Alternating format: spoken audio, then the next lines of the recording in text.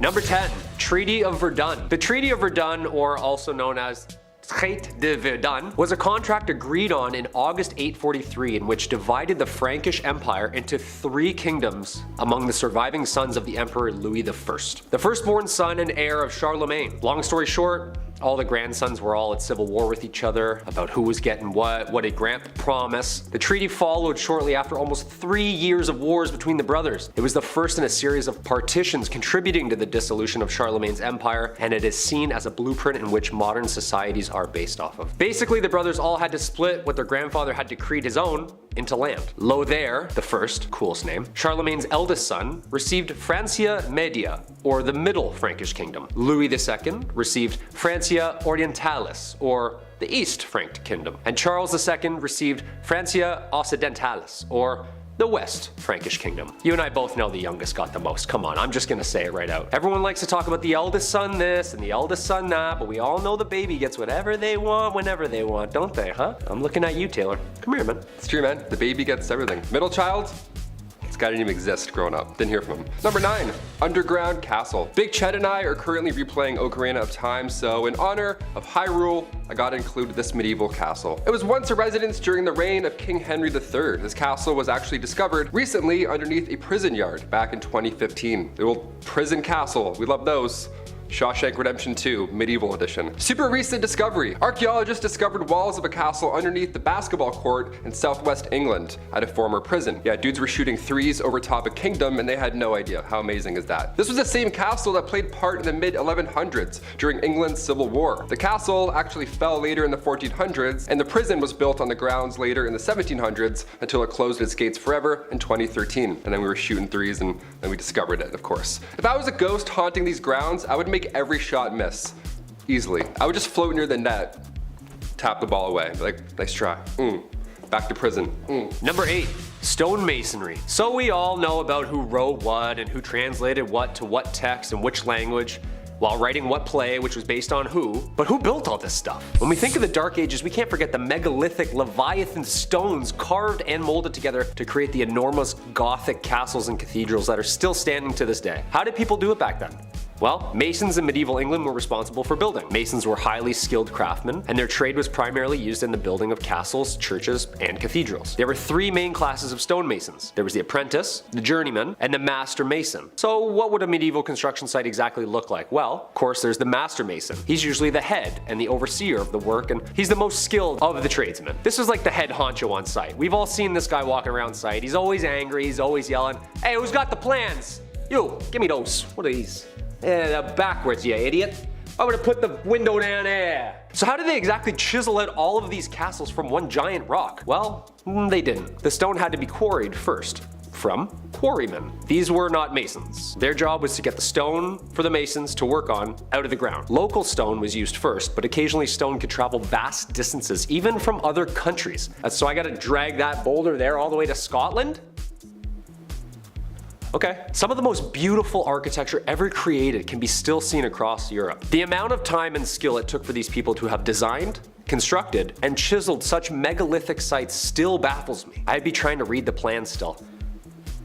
Oh, that's north. I got it, we're good. Number 7, apple bobbing. In a time where bodies were literally piling up on the side of the road, I can't believe we got apple bobbing out of the whole ordeal. That's crazy. It seems like ill timing, but it is the Dark Ages. What can you do? Apples historically have always been a symbol of importance. The Greek golden apple started the Trojan War. Snow White's poison apple was a symbol of importance in literature and all that good stuff from growing up. And in the Middle Ages, apples were viewed as a symbol of romance and fertility. These things have roots, pun intended, of course. In medieval times, bobbing for apples was flirty. It was their version of speed dating, dare I say. What happened was all the leftover apples from the big harvest were then put into a big bucket. Each apple had a villager's name on it, and then maidens would have 3 chances. 3 chances to grab that apple with their teeth. 3 chances to win a date with the English Tad Hamilton. What a weird time. Can you imagine if this was in Game of Thrones? Reek is just shivering for 2 seasons, bobbing for Ramsay's Bolton apples. We're like, medieval times were dark, holy shit. Number 6. The feudal system, aka feudalism, was a form of structure system existing in medieval Europe in which people would work and fight for nobles who gave them protection and land in return. A social, political system in which landowners would contractually bind tenants to exchange their goods, loyalty, and simple space for safety and comfort within the laws of those ruling. Basically, this is like our renter's agreement now. I'll give you a place to stay and some heat. You give me an unfathomable and overpriced amount of shillings for these extremely low ceilings. Yeah, talk about crooks, man. This system stayed in place for more than 1,000 years and managed to fizzle its way out of society somewhere in the 15th century. Not just anybody would ask to be signed to this deal. There was structure and there was order. There was a lord, aka the landowner, aka your landlord, allowing vassals, aka tenants, to rent the land by providing services, especially military services. Yeah, you can stay here, but once in a while we're gonna need you to dump a bunch of boiling water and over that wall. Is that cool? Yeah, you're fine with that. The plot of land, called a fief, was typically worked on by serfs who were laborers who had very few rights and were bound to the land itself. These are the lowest class of people, and they basically did any and all to stay safe on the lord's land. Jobs would include farming, jobs would include cleaning, and was a minimum of 3 days work to maintain in good standing and remain stationary. Sure, there was no dental or mental health days, but come on, a 3-day work week? Plant a couple carrots here and there? It doesn't seem that bad. Number 5, fear the dead. With The Walking Dead on their 47th season, I think it's time to take a peek into zombie history, shall we? And find out where this grim idea really started. Well, it's certainly not a new one, I'll tell you that for free. As far back as the early 1300s, residents were buried in the village of Warren Percy, where archaeologists discovered them many moons later, and they discovered marks on their bones. Cuts, burn marks, you name it. Apparently this was all done after they had passed away. But why? Scientists believe that these injuries inflicted after their untimely death were to prevent them from being reanimated, you know, coming back to life and haunting your village. To keep them in their graves, of course. Unless this dude did something to piss off an entire village that much, they were clearly afraid of this corpse coming back to haunt them. Number 4. Studia Generali. This period also saw the birth of what we call the modern university. This was a culmination of material translated and taught to provide a new infrastructure to scientific scholars. Some of these new universities were registered by the Holy Roman Empire as an institution of international excellence, giving it the title Studium Generali, or better known as Studia Generale. Most of the early Studia Generale were discovered in Italy, Spain, England, and France. These places of study were considered the most prestigious places of learning in all of Europe. I bet you the school hoodies were still so expensive. Just someone's old textbook with a mustache drawn on Marcus Aurelius. The listed number of institutions began to grow as new universities were founded throughout Europe. As early as the 13th century, scholars from the Studia Generali were encouraged to speak and lecture courses at other institutions within Europe to share documents and information, which led to the current academic culture seen in modern universities today. It's a TED Talk, come on. There had to be one cool professor back then, like the guy who lets the class teach itself, orders pizza, has tenure, and hates the monarchy. Number 3, medieval taverns. Say you want to grab a pint with the local lads. Where do you get an IPA in the Dark Ages? Where do we get a 6-pack of Arthurian ale? Well, this is the medieval ages, so instead of venturing through the woods to hopefully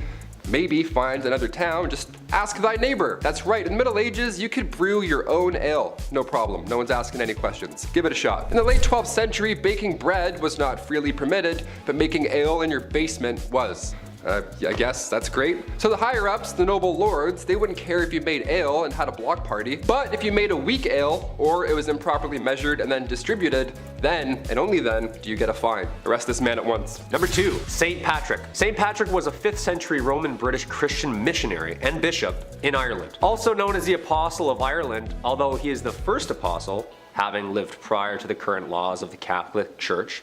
He is considered a saint in the Catholic Church and is regarded as the enlightener of Ireland. The dates of Patrick's life are not certain, but there is a consensus that he was active in Ireland during the 5th century, making his rounds as a missionary, speaking the good word of God. But let's get into what everyone talks about with this guy. The good stuff, like slamming a green Guinness or getting all the snakes out of Ireland. I mean, I love the structure and the faith and stuff, but also chasing every snake out of an entire country with a walking stick? Shoo! Shoo, you fool, you bleeding bleeder, go! Go! Do you know how big Ireland is? St. Patrick's Day is on March 17th, the supposed date of his death in 461 AD. It is enjoyed inside and outside Ireland as a religious and cultural holiday and remains a celebration of Ireland itself. And finally, number 1, dancing plague. A medieval plague, but make it groovy. Yeah, let's start dancing. That's right, the dancing plague. This was a real danger back in 1518. I'll try not to laugh, but I can't I'll try. This was perhaps one of the weirdest events in history. Fra Trofea was the first victim of said plague. She was moving her body around frantically, so much so that it resembled a dance or something, in the middle of the Holy Roman Empire. And as if that wasn't weird already, dozens of others began to join. And then more,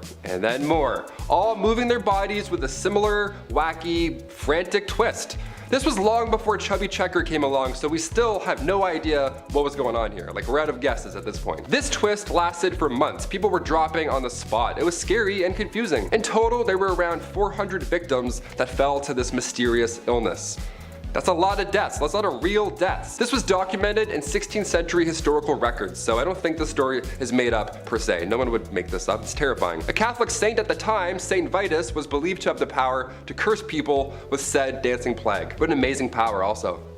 Guy starts moonwalking away, you're like, beat it. Some suggest this was a cult, others believe they ate toxic rye. Who's to say for sure? Either way, we're all dancing. Number 10. The Doomsday Book, 1085. The Doomsday Book was created under William I, also known as William the Conqueror. Like, you're already the first, man. You don't need two names, come on. This guy basically drew up a book to document people's money so that he could tax them. Oh yeah, this is the very first time surveyors went town to town and recorded how much money you would owe for simply just doing you. Men would show up at your house asking how much money you made and document your spending habits. 5 shillings on groceries, huh? Okay. And 5 on that phone plan. Look, tax season's coming up, Arthur. It's not looking good, man. Talk about a bunch of crooks, huh? Imagine owing someone money for just trying to make an honest living.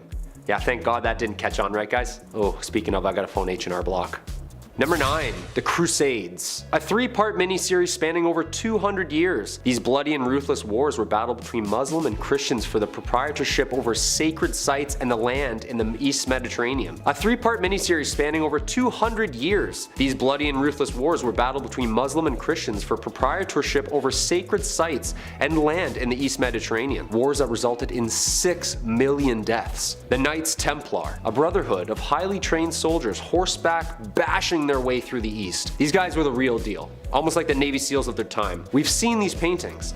The elite fighting force with the red cross painted on their chests. I wonder if they had to do a Hell Week. These soldiers were the most trained and savage fighters in all the Christian armies. Richard I leading the 3rd and final crusade, earning him the name Richard the Lionheart. Back then the names were always something so aggressive and scary. It was never like Richard the Clownfish or Henry the Pygmy Goat. No, we need fear. Way more fear. Number 8, the Magna Carta. The year's 1215. We need some laws, people. This document was one of its kind. A document setting out the laws and limitations from the common man to King John himself. A legal system written down so that there are clear do's and don'ts. No free man shall be seized, imprisoned, dispossessed, outlawed, exiled, or ruined in any way, nor in any way proceeded against except by the lawful judgment of his peers, and the law of the land. Did you get all that? Write that down. Except women. They don't have laws. And they can't act in plays. Sometimes people needed to face the music. And even animals. Huh?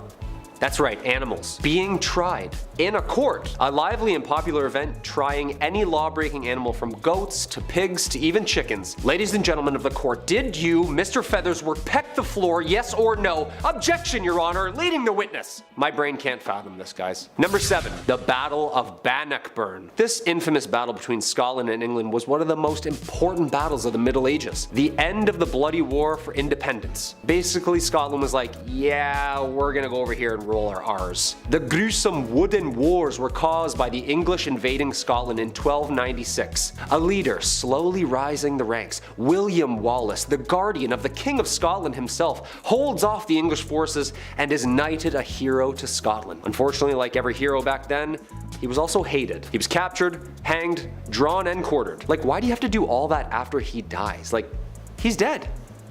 Not fun. The battles between Scotland and England ended in 1314 with Robert the Bruce securing Scotland's independence, adding like 45 more dialects to the UK. Freedom! Number 6, the Black Death. Ooh, talk about a curveball. The year's 1348. People are saying things like, don't let the bed bugs bite. Clearly not a very clean and safe time. The Black Death, aka pestilence, aka the Great Mortality, or simply known as the Plague. Single-handedly the worst pandemic ever recorded in history, wiping out somewhere between 70 to 200 million people. Ooh, now I get where bless you comes from. Someone sneezed back then and everyone's dead at 14. This is where we see those doctors in the terrifying bird outfits with the long noses stuffed with garlic and herbs. Excuse me? Yeah, he's not wearing a mask. I'm just trying to watch a cat publicly get skinned. Yeah, 6 feet please. Some doctors prescribed urinating on a person so that the bad smell would drive out the infection. Can you imagine? Just a doctor writing you up a script and go ahead and pee on yourself about 4 to 5 times a day. Take with food. Should be gone early next week. And just let me put my mask back on here before you leave. There you are. The plague started in Europe in October 1347 when 12 ships from the Black Sea docked at the Sicilian port of Messina. Most sailors aboard the ships were already dead, but those who were still alive were covered head to toe in black boils that oozed pus and blood. Ugh. Sometimes the Black Death included fever, chills, vomiting, diarrhea, temporary loss in motor skills, and then of course, death. Number 5. Joan of Arc. Finally, a woman in the Middle Ages.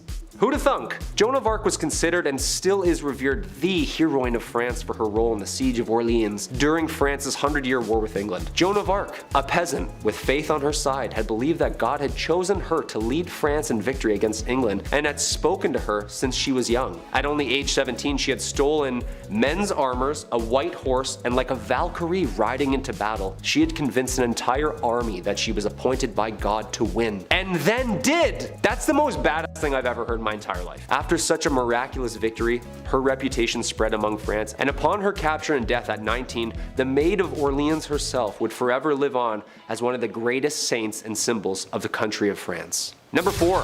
Henry V. Another war? All these people do is kill each other. Does anyone fish? Or golf? No one, huh? Just swords and heads, swords and heads. A history itself. This time, England beats France. King Henry V, Prince Hal himself, leans into his kingly duties, demolishing France in what Shakespeare would delve into years to come. The Battle of Agincourt is one of England's most celebrated victories and was one of the most important triumphs in the 100 Years' War. Then should the warlike Harry, like himself, assume the port of Mars, and at his heels, leashed in like hounds, should famine, sword, and fire crouch for employment. Henry V, prologue. Good stuff. How come these guys didn't just like rap battle or play soccer or something? Like an arrow right through the chest is way worse than a red card, just saying. Hey, speaking of soccer. Number 3, mob football. I'm not talking about the mafia. Put 1,000 on Brady, would you? I'm talking about mob football, also known as folk football. It's just like our modern day soccer. Town versus town. Except it has an unlimited amount of players. And there's only 2 rules to the game. Get the inflated pig's bladder over the opposing team's lines on the other side of town, and no murdering. I mean, I guess this is closer to rugby? Yeah, this is literally just rugby. This game was played competitively and eventually outlawed at Oxford University in 1555. Just a guy named Jeeves in a polo. Oh yeah, I play mob football at Oxford.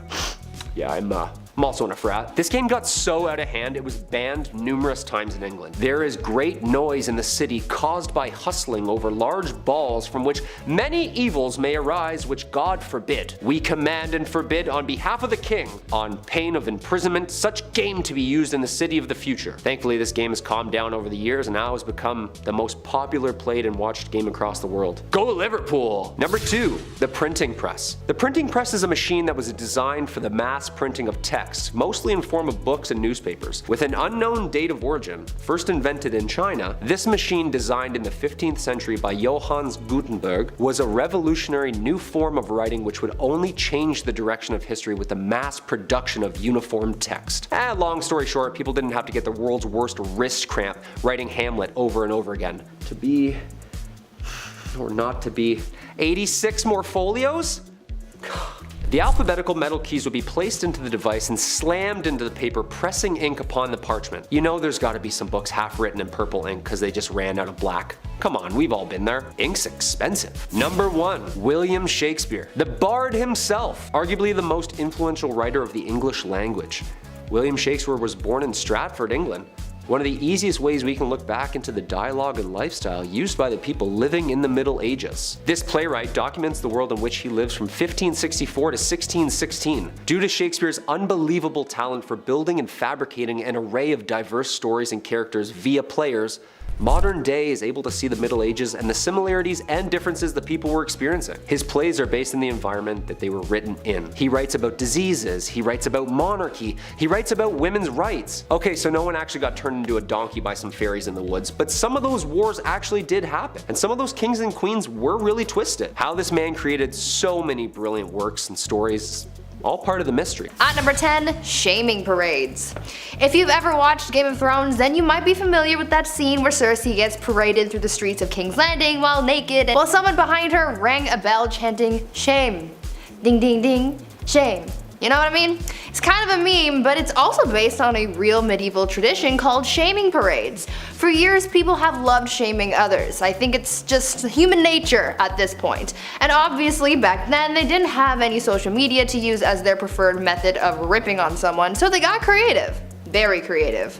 Depending on what the accused did, their punishment would vary. But the one thing that stayed constant was them being paraded through the streets for everyone to watch. Specific punishments were given for specific crimes. For example, if a tavern owner served bad beer, then they would be paraded through the street and forced to drink their bad beer. If they were caught stealing a pig, then they would walk through the streets with a dead pig around their neck and a crown made of pig's feet. How regal.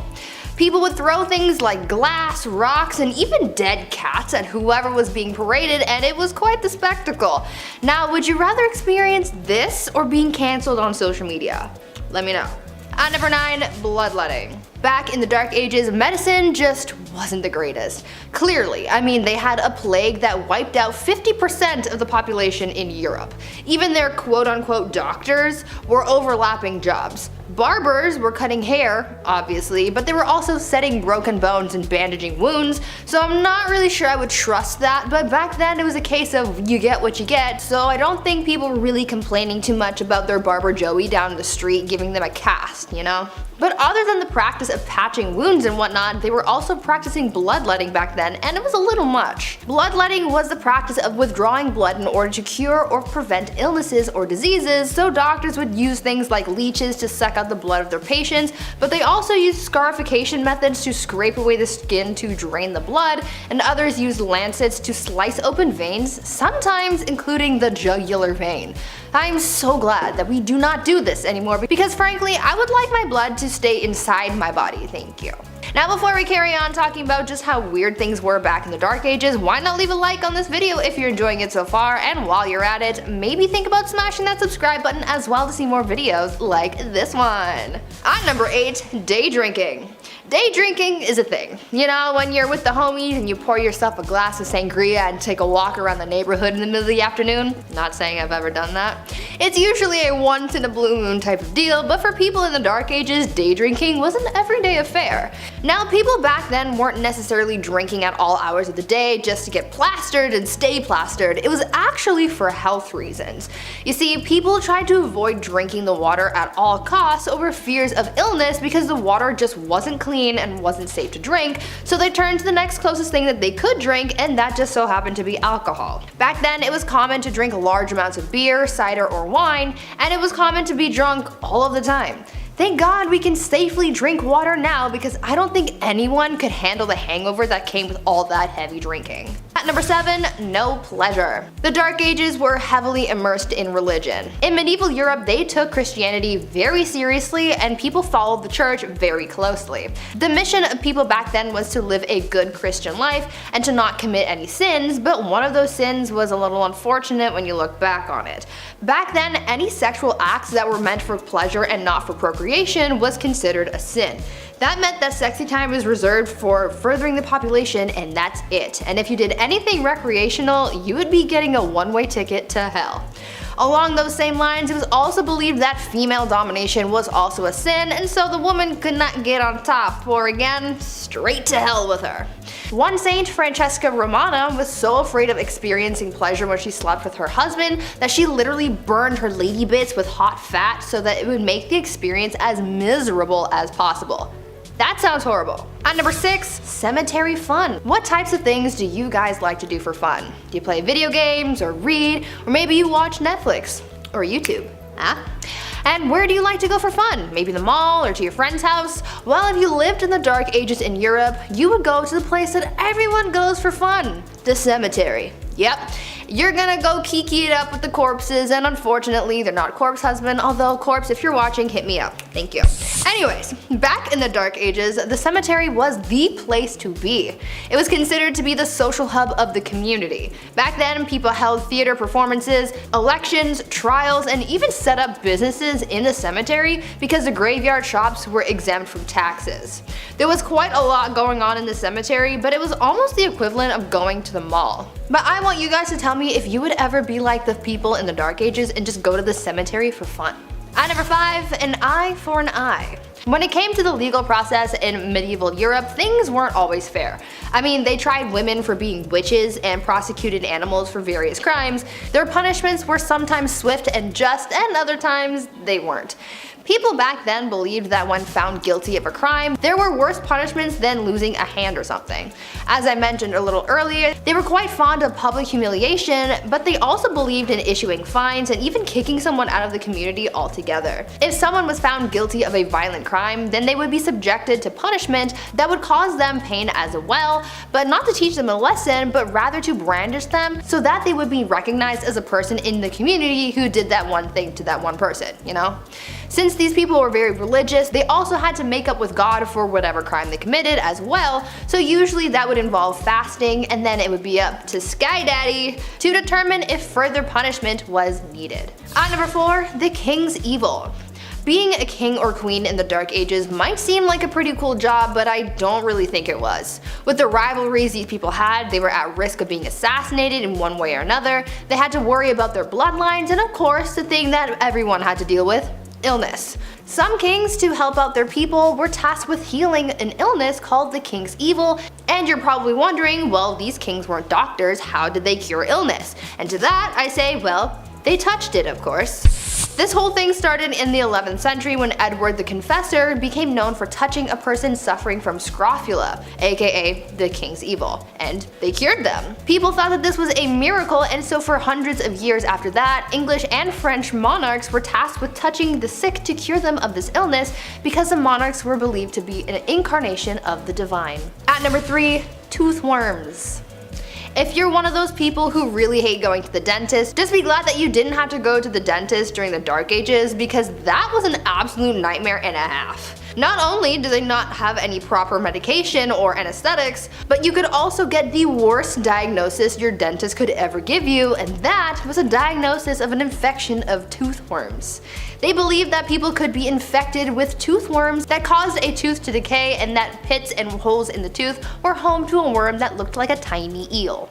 What's worse than the diagnosis, however, is the removal process. They didn't want to pull out the tooth that was supposedly infected with these tiny worms, so instead they used a more holistic approach. A method that they would use to rid the worm would be to take a candle made out of sheep's fat and various seeds, and then they would hold it as close to the tooth as possible so that the worm would run from the heat and fall into a little dish of water that was being held beneath the patient's mouth. That sounds like a horrible trip to the dentist, that's for sure. At number 2, judging tears. In modern times, somehow we've come up with this idea that only girls are allowed to cry. I think that's pretty BS, and it's healthy for everyone to express their emotions, and funnily enough, they believed the same thing back in the Dark Ages. Back then, everyone was expected to cry freely, but the strange part of all this is the fact that people judged how others cried. Their tears would be judged on quantity, duration of crying, and frequency as well. They took their tears pretty seriously. Obviously, when someone was crying because of some kind of loss, it was pretty much nothing, but if they saw someone else crying for a different or unexplained reason, this was believed to have been a different kind of tears called the gift of tears. They believed that this was a sign that someone was thinking of Jesus and his suffering, and that they were so overcome with emotion that they were moved to tears, and this was also considered a gift from God. As long as someone's crying wasn't too loud, they didn't cry too much, and it didn't disturb anyone, especially during a church service, they were just considered particularly devout. And finally, at number 1, pee readings. This Dark Age tradition is probably one of the strangest ones I have ever heard, and you might come to think the same thing. In medieval England, people were known to get diagnosed based on their pee. Back then, they believed that the consistency, color, and taste of someone's pee could diagnose someone's ailments. They took this method of diagnosis so seriously that they published books for the wealthy so that they could do the practice at home, and these books included illustrations and color charts so that they could judge their own pee. According to their text, if your pee was white, then it was the ideal color and that meant everything was working properly. If it was wine colored like blue or black, then that meant that something was very wrong. And if it was green, then you were basically on your last leg and you should probably get your will in order. Now, I'm not sure how accurate these readings actually were since medicine was basically non-existent back then, but they tried their best with what they had, I guess. However, I'm pretty sure you don't need a book to tell you that your wine-colored pee is a bad thing. At number 10, fashion. Back in the Dark Ages, fashion and high-quality clothing were a symbol of status in society. For the elite, it was their way of displaying their wealth and high status over the poorer population. Because this meant so much to them, obviously they had to go above and beyond with their looks, and oh boy, did they take things to a whole new level. Everything was super exaggerated. For women, they just wore the finest dresses, but for men, that's where things got spicy. Male fashion was quite something. They would often wear dangerously short tunics with tights and belts to really snatch their waists, followed by the codpiece to really accentuate things down under, you know? But their shoes. Don't even get me started on their shoes. They wore some seriously pointy shoes, and to them, the longer and pointier, the better. Their elf-looking kicks were really what screamed, "I'm better than you" to the rest of the public. Some shoes were so long that they had to be reinforced with whalebone to keep their shape. These people looked pretty ridiculous, at least to our modern standards, but back then wearing pointy shoes and tunics with the codpiece was like the equivalent to wearing a full Gucci fit. At number 9, helmeted chickens. In the Dark Ages, peasants didn't really get the best food. The good stuff was more so saved for the members of the elite, and these people ate some good stuff. I mean, to us it's weird, but to them it was finger-licking good. Speaking of finger-licking good though, let me tell you about one of their weirdest foods, helmeted chicken. No, it wasn't a special chicken that was prepared with special ingredients or whatever. It was literally what the name is, a helmeted chicken, aka a chicken with a helmet on. I know, weird, right? This was a theatrical dish to say the least. It featured a regular old cooked chicken that was stitched to a pig like it was riding on its back, and to add a special little something something, the cooks would fashion a tiny helmet to make it look like a guard or knight for whatever lord or king that they were serving this bizarre dish to. This was a fan favorite because of how extravagant it was, but that trend sort of lived and died in the Dark Ages because you can't catch any chef doing something like that these days. Gordon Ramsay would have a fit over this one. Before I carry on telling you guys about all of the weird and crazy things that people did back in the Dark Ages, I would first like to ask you guys to leave a like on this video if you're enjoying it so far, and also consider subscribing as well to see more videos like this one. At number 8, beautiful death. Death was kind of a big deal in the Dark Ages. Sounds weird, but you also have to take into account the fact that the average life expectancy was only about 30 years old, so really, you didn't have long. Also, people back then were faced with some pretty harsh times like famine, cold, and of course the Black Death. Because they had to face death so early on and so often, the so-called art of dying came to be. The whole premise behind the art of dying revolved around dying a good Christian death. According to those who lived in the Dark Ages, your death had to be planned and peaceful. When someone was on their deathbed, they would concern themselves with accepting their fate without, quote, despair, disbelief, impatience, pride, or avarice, end quote. This art of dying thing was very popular amongst priests, and this actually led to a lot of painters at the time depicting people in holy professions as submissive to death and what was to come for them. At number 7, Feast of Fools. One of the more lively aspects of the Dark Ages was the many festivals and holidays that were celebrated. Though most of the population worked grueling hours for days on end, they often got breaks to hold celebrations. Most holidays and celebrations that were held were religious, but others were just silly and were designed for people to have fun, like the Feast of Fools, for example. The Feast of Fools was held in early January and was inspired by the pagan festival of Saturnalia. This was a pretty interesting festival because it involved swapping the highest respected officials with serving maids, and they became masters and were crowned kings of misrule. This festival first started as something confined to the church, but soon it became a bigger affair with parades, comic performances, music, costumes, and even drag. These people really liked their festivals. Another pretty weird festival that they held was the Festival of the Ass, where a young girl carrying a child would ride on the back of a donkey into a church, and during the service, instead of saying amen, they would say hee-haw like a donkey. I know, bizarre, right? At number 6, soccer. These days, people regard soccer or football as a modern European sport, and though it is popular in these modern times, it turns out that the sport has been around a lot longer than you might think. Soccer was first played back in the Dark Ages, however, it is very different from the soccer that we know today. Back then, the sport didn't even really have a name, and there were no rules either. The only thing that people followed when playing the game was the objective of winning. Back then, you were allowed to win by any means necessary, besides deliberately offing people, of course. Back then, soccer became known as a pretty brutal sport. It was violent, chaotic, bloody, and sometimes even deadly. It involved an infinite amount of players, so it was really a free-for-all on the playing field. The sport was so intense that in 1314, King Edward II banned the game, decreeing, quote, "on pain of imprisonment, such games to be used in the cities in future," end quote. Glad things have changed since then, because FIFA would be really intense if it hadn't. At number 5, weddings. Marriage and weddings back in the Dark Ages were very different than they are today. Back then, because the average life expectancy was so low, people started getting married and having kids very young. Usually, girls would be married off as soon as they hit puberty, around the age of 12, and these marriages were not for love. Arranged marriages were the norm back then because it was mostly used to join families for status or for alliances.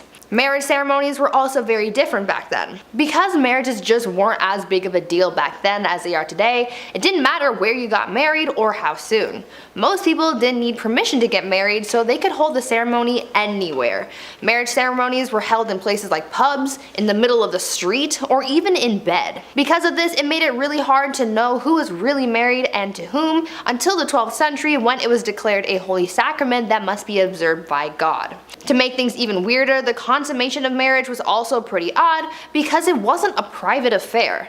The act of bedding wasn't seen as an intimate moment between the couple, but rather an investment in the union, so it was observed by witnesses. I am certainly glad things have changed. At number 4, jesters. You would think that being a court jester in the Dark Ages would have been a pretty bleak job, but you would actually be wrong.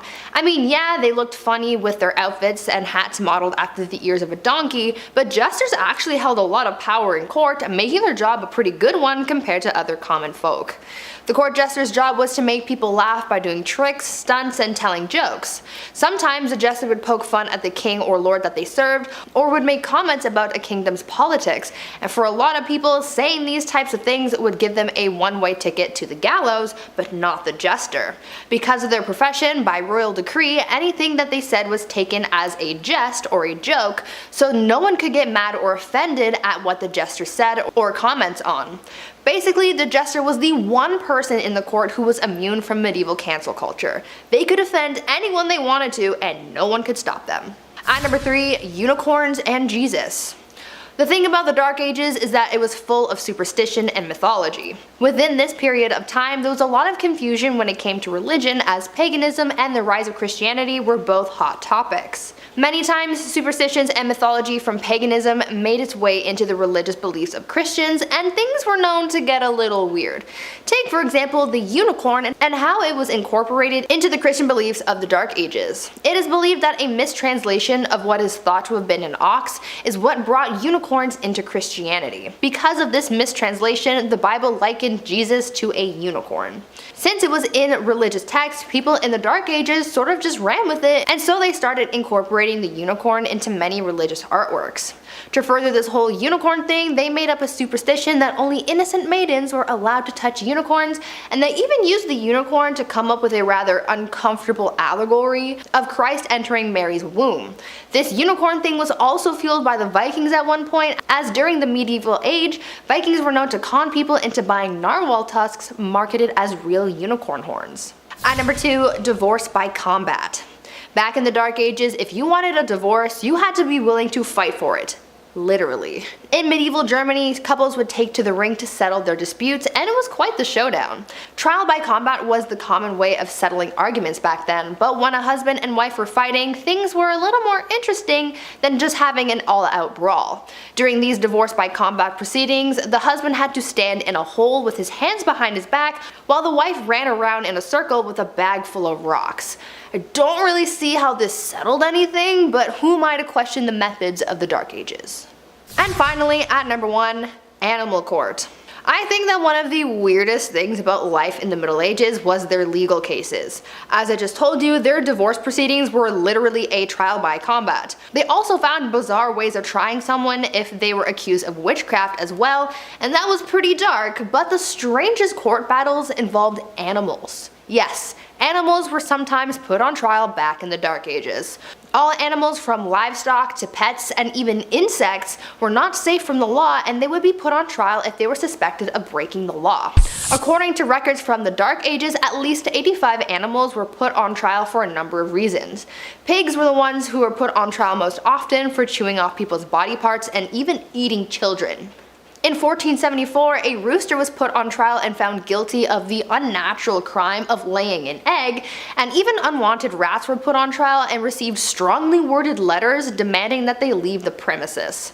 The most bizarre case though involved a donkey who went through a legal trial and actually won. This donkey became the victim of unwanted advances, but was deemed innocent because someone declared her to be, quote, virtuous and well-behaved animal, end quote. These people had way too much time on their hands. Number 10, playing football. Considering football, soccer for my fellow North Americans, it's basically a religion in England, it's hard to imagine them ever having a world without it. But the football they played back in the day had far less rules and was a lot rougher on the players and the infrastructure. It could have an infinite number of players and could take part across an entire village. The goals were sometimes set miles apart, and the game would often be used to settle disputes. So soon, actual brawls of tumbling, angry bodies would muck about with each other. But hey, according to the rules, you had to do everything you could to win, so if that meant punching a guy out or destroying a fruit cart, that's what you did. It also wasn't strictly football, you could use any part of your body. But the game became so damaging that King Edward II had to put a ban on it. It was causing too much injury and property damage. He forbade the games and condemned any who disobeyed to imprisonment. You'd think he would have just forced people to play by safer rules, not ban it altogether, but oh well. It's back now! Number 9, outrageous men's fashion. I finally found the reason as to why men's fashion has plateaued at the suit thing. I sense a colorful change in the wind nowadays though. But the last time they went really outrageous, they ended up getting punished for it. Medieval Europe was one of the most colorful periods of men's fashion to date. Anglo-Saxon men wore tunics, trousers, leggings, and strappy leather shoes tied together with belts and girdles.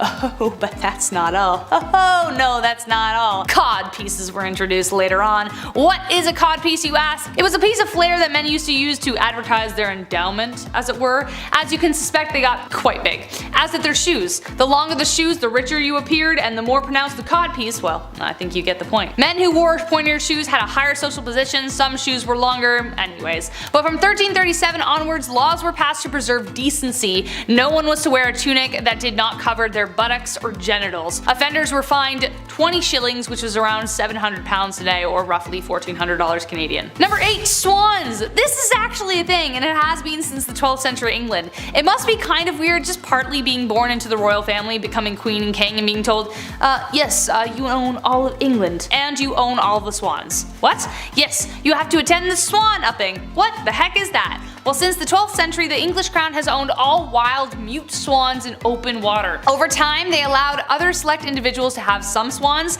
These privileged individuals had to mark their bird to distinguish them from royalty, a tradition which continues today. The queen only exercises the right over wild, unmarked swans near the Thames. The royal swan upping is when all of the swans on the River Thames are counted, checked for their marks, and then released. The royal swan marker is currently David Parker, and apparently it's one of the queen's favorite things to do. That's adorable. Number 7. Medieval masks. Now, to go with laws that make no sense, there are punishments that also make no sense. There is a sweet satisfaction in seeing someone with egg all over their face, I'll admit. Which is why people in the Middle Ages like to serve out punishments that dealt out a good deal of embarrassment. Which is why, for non-violent crimes, people went all out. One comical form of punishment was making criminals wear terrifying masks that were terrifying to look at. They were either paraded around town or placed in the stocks to frighten babies and passerbys. They also made crime time-specific badges that you had to wear for the rest of your life. One such badge was a depiction of two huge red tongues, bigger than your hand, which indicated perjury. Good luck getting a date or a job with that one. Number 6. Scold's bridal. And with the theme of odd laws, we continue with some pretty weird punishments. This one also ties into a little one we're going to talk about later, see if you can guess. Don't scroll. The scold's bridal was a terrifying looking contraption that was built to punish women who ran their mouths. That's right, it was a crime as a woman to have an opinion, or to basically say anything anyone didn't like. They were largely designed to humiliate women who wore them, not to inflict any horrid pain, but there was a little bit. Just the shame though, that was the big thing. The bridles would be strapped onto the head with bits in the mouth like horses. The bits had spikes, so it did hurt a little, but this would prevent the wearer from speaking.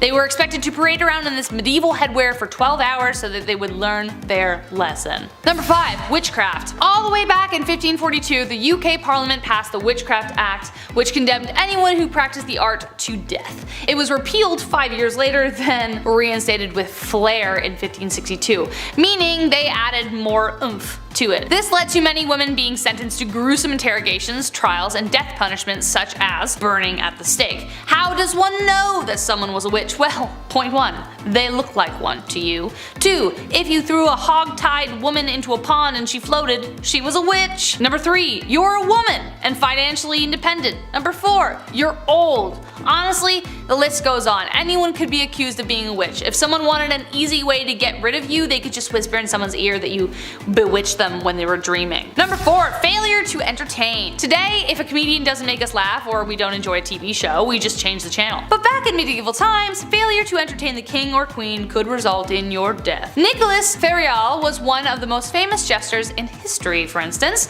known as Triboulet. He entertained King Louis XII and Francis I in France during the 1400s. He was born with a smaller head and brain than other children, which affected his neurological and physical appearance. The king seemed to be amused by this, and so he served as his jester. He wasn't academically smart, but boy was he witty. But sometimes his wit took him too far. This got him eventually into trouble, and Francis I decided to have him executed. Why he didn't just fire him and kick him out in the first place, no idea. He must have said something that really towed the line. But everything was extreme back then, keep in mind. But the king asked him how would he like to die, and Triboulet cleverly replied, old age. This broke the king's foul mood because damn, it was a good joke, and had him exiled from the realm instead. But damn, he got it close. Number 3, no more minced pies. This one should make some of our British fans gasp or run for a builder's tea and a mincemeat pie to clutch it close to their heart. But rest assured, it was only on one Christmas day that eating mince pies was illegal, and that was on December 25th, 1644. On that year, it was legally mandated because the celebration fell on a legally mandated day of fasting. However, the pies themselves were seen as a symbol of the moral excess of Christmas season. Further legislation was proposed in 1656 to clamp down on an immoral and lush Christmas traditions like and including the mincemeat pie. England was currently under the rule of Oliver Cromwell, who was just the worst, and he was very religious and just wanted everyone to behave, and it was part of his effort to tackle gluttony. But when Charles became king, people stopped going after holiday treats and mince pies were safe once again. Number 2, a beached whale. So considering poaching was illegal in the king's forest, it only makes sense that they would try to make it the same for the sea. Back then, they really ate everything they could get their hands on, from lamprey to goose to porpoise and now whale. Whales were seen as a royal fish, and if one washed up on shore, they automatically became the property of the royals in charge. The law was passed by Edward II in 1324 because he just loved whales. He decreed that all whales, sturgeons, dolphins, and porpoises caught within 5K of shore were considered royal fish. Their meat and oil fetched a lot of money at the markets, and the rich liked to covet it for their own, so it was for selfish reasons that he made this rule. But funny enough, the law has never been repealed, and you need to ask Queen Liz for permission to sell it, though I doubt she'd say no. Number 1, animal trials. So it turns out that not only were humans punished if they did something illegal, it was also animals as well. In medieval times, apparently it was a regular thing to put animals on the stand. Everything from hogs, beetles, rats, mice, cockerels, you name it. Absolute craziness. In the 14th century, local people even prosecuted Spanish flies.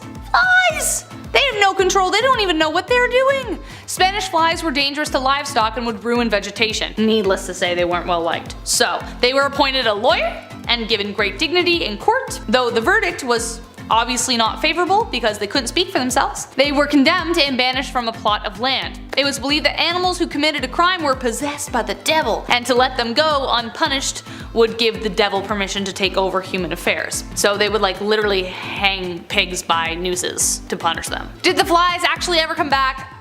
Probably, but at least the humans felt better about it. Starting our list off at number 10, don't steal crops. In medieval times, stealing crops was considered a very serious crime, as funny as it may seem in your head. See a guy grab a vegetable and run away. Crops were a vital source of food and income for farmers and communities. There's no Uber Eats back then, alright? Somebody steals your tomatoes, you're fucked. In some cases, the punishment might be a fine or restitution paid for the victim, while in more serious cases, the thief might be subjected to public humiliation or physical punishment, such as whipping or branding. Yeah, branding somebody publicly, all because you ate the wrong apple off the wrong tree. Repeat offenders might of course face more severe punishments because something's afoot here, okay? We're not buying your story this time. Such as imprisonment or banishment from the community. Yeah, banishment. Just get out of here. Next village. See ya. Overall, stealing crops was not taken lightly in medieval society at all, and it could result in significant consequences for the offender. Branded, getting branded because you stole a crop. That's embarrassing almost. Number 9, don't steal at all. Yeah, let's rewind the clocks back a bit more. Don't take anything ever. How's that sound? Sweden's Bjarki laws were a set of Viking era laws that governed maritime trade and piracy. Now, they were enacted in 832 AD, pretty old school, and they included punishments for various crimes, including theft and piracy. The punishment for stealing in a Viking society, it of course varied depending on the severity of the crime, the value of the stolen goods, and or the social status of the offender. But for minor thefts, the offender might be required to pay restitution or make amends to the victim. This could involve returning the stolen goods, paying a fine to them directly, or performing a service for them. You're basically a slave for them. For more serious offenses such as repeated thefts or stealing from a chieftain, the punishment might be more harsh. And this is where we get into the nitty-gritty of our list. Here, the offender might be stripped of their social status, exiled from the community, or even killed, the worst of the worst. Now, in some cases, the punishment for stealing could also involve public shaming. That in the Viking era, I didn't want to know what that would look like. The offender might be paraded through the community or subjected to other forms of humiliation. Yeah, we'll get to the lung stuff a little bit later on. Slowly but surely we'll get there. You have to start at theft and then work our way to the lunging and the horrible knee-breaking stuff. Number 8, arson. Capital punishment was a common punishment for arson in the medieval age. Sounds a bit harsh, but hear me out. Last time I was on this channel, I was talking about the Great Fire of 1666. It took 15 lives, but ultimately this fire, it forced officials to rebuild a great part of the city, restructured everything. This changed history. Fire in medieval towns equals trouble. It's gonna spread quite fast. A lot of wood, a lot of woody stuff. So if you were found guilty for arson, well, buddy, you're screwed. Arson, the deliberate setting of fire to property, it was considered a serious crime and was often punished severely in order to deter others from committing similar crimes, right? In some cases, arsonists were killed by hanging or they were burned themselves at the stake. Yeah, burning at the stake was a particularly gruesome form of capital punishment in which the accused was tied to a post or a stake and then they were set on fire. Again, this was all a public affair. People came out to watch this. Horrible. Horrible. Hide your eyes. We're not going to watch this one. Number 7, amputation. While amputation was not a common punishment in Viking societies, there are historical accounts of it being used in extreme cases of punishment, which is absolutely crazy. I'll tell you 2 of them. One example is the story of Orm of Lyre, who was a wealthy farmer in Norway during the 11th century. Now Orm, old Orm here, he was accused of multiple killings, including the killing of a chieftain, and was sentenced to have his hands and his feet amputated. Yeah, you can't kill anyone when you don't have any mitts, apparently. This was a severe punishment that was reserved for the most serious of the most serious, and it was intended to permanently disable the offender and hopefully prevent them from committing further crimes. Example number 2, Edvin Knifri. He was a wealthy farmer, again, another farmer in rough times. He was a wealthy farmer in Iceland during the 10th century. Now Edvin, he was accused of stealing cattle, and as a punishment, his nose and his ears were cut off. Do you hear that? That's Edvin's ears getting cut off. It's horrible. I can't show it, but I can definitely act it. This form of punishment was intended to publicly shame the offender and serve as a warning to others. Yeah, I see Edvind over there. Old non-ear Edvind. That's why you don't steal. Number 6. Slavery. Slavery, of course, was a common practice in Viking or medieval societies, and it was often used as a punishment for crimes such as theft, piracy, and debt. As I said earlier, if you steal enough stuff, you owe people far too much. Now they own you. According to the Bjarki laws, a set of Viking era laws governed in 832, I mentioned that earlier as well, individuals who were unable to pay their debts could and will be sold into slavery. Yeah, you gotta pay some way. Vikings also engaged in the slave trade. They captured individuals during these raids and they sold them as slaves in markets across Europe and the Middle East. Slavery was an integral part of the Viking economy, and many Viking households had slaves actively who were performing various tasks such as farming, household chores, and even military service. The treatment of slaves in Viking societies varied depending on the individual owner, but slaves were generally considered property and had few legal rights. Yeah, we don't look at that often when we look at medieval history. We often just imagine guys like me with big beards, you know?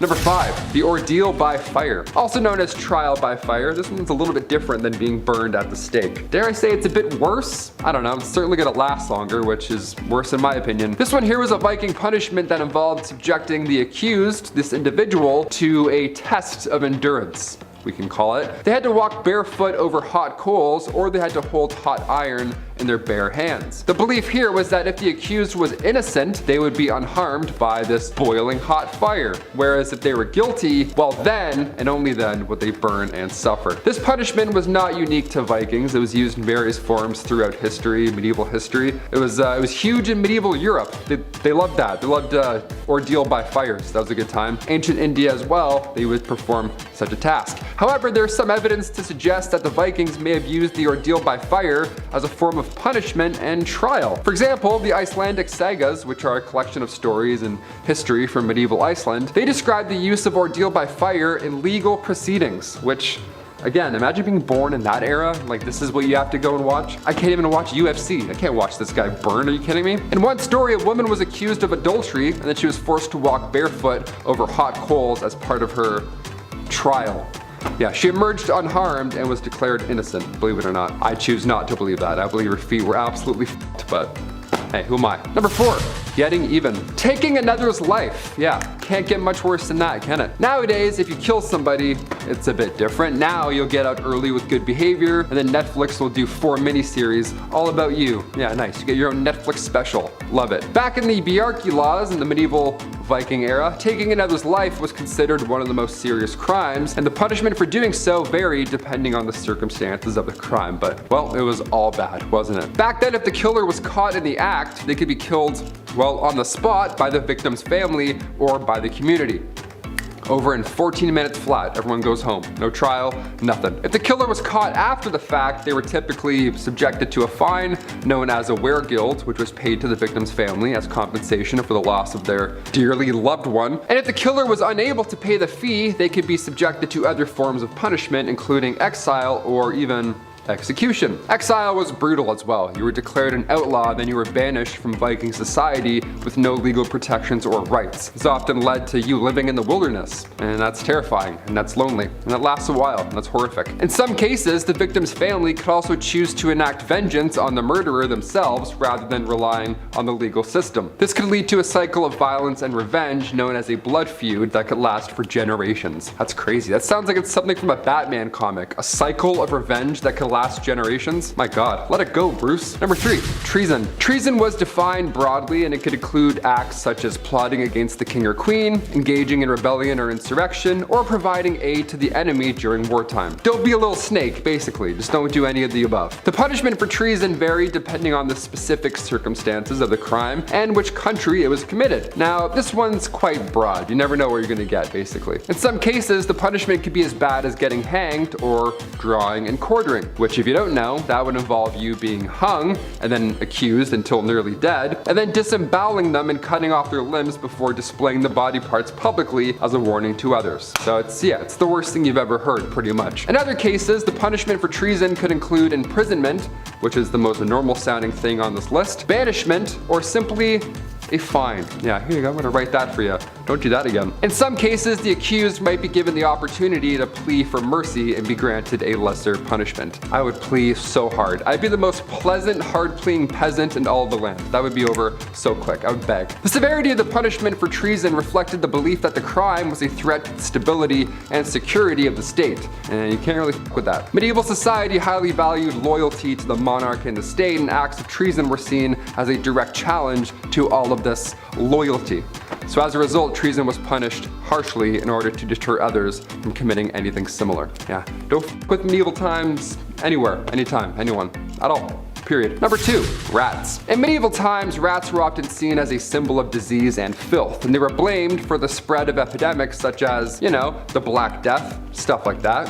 Gross little hairballs. As a result, rats were sometimes used in punishments in order to deter others from committing crimes because, well, they're disgusting. Nobody wants that to happen to them, right? One common punishment was to tie a rat to a person's body, place a metal bucket over top, heat up said bucket so the rat is then forced to burrow into the victim's flesh to escape.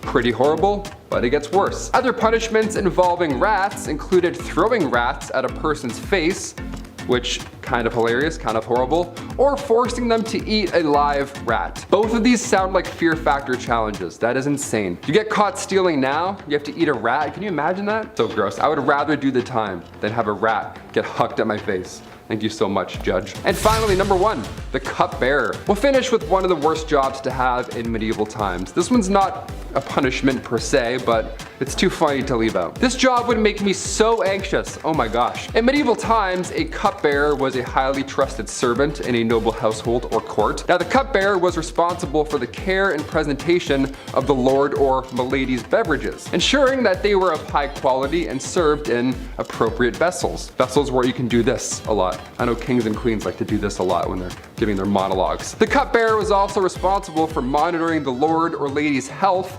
as their beverage could be laced with, you guessed it, poison. Yeah, gotta watch out for that, I hope. The cupbearer was often a position of great influence and power, as they, of course, had access to the lord or lady at all times, and could potentially use their position to manipulate history and gain favor with the ruling class. That would suck one day, wouldn't it? You take a sip and you're like, oh, that's actually poison. This one's my last shift. That really sucks. Didn't think that would happen today. Kicking off the list at number 10. Boiling. Whenever I get in a bath that's too hot, I think of the medieval times. I can't help it. I can't believe this was once a real thing. I get chills thinking about it. Either water or oil would be used for this ancient punishment. To die by being boiled, that was reserved for those who poisoned others. So if you have any vials of poison, toss it. Don't do it, man. Trust me. In 1531, the time King Henry VIII was running the show, they made boiling a capital punishment. So poisoning somebody back then was equal to treason. Therefore, it was agreed you should be boiled slowly in front of like a room full of people. I would say that's the worst, but I know what's also to come on this list. Number 9. Water. Taking a step away from the worst physical thing one could possibly go through, let's take a look at how far the mind will go before it too breaks. Sensory deprivation is still around today. In fact, there's many who pay for it.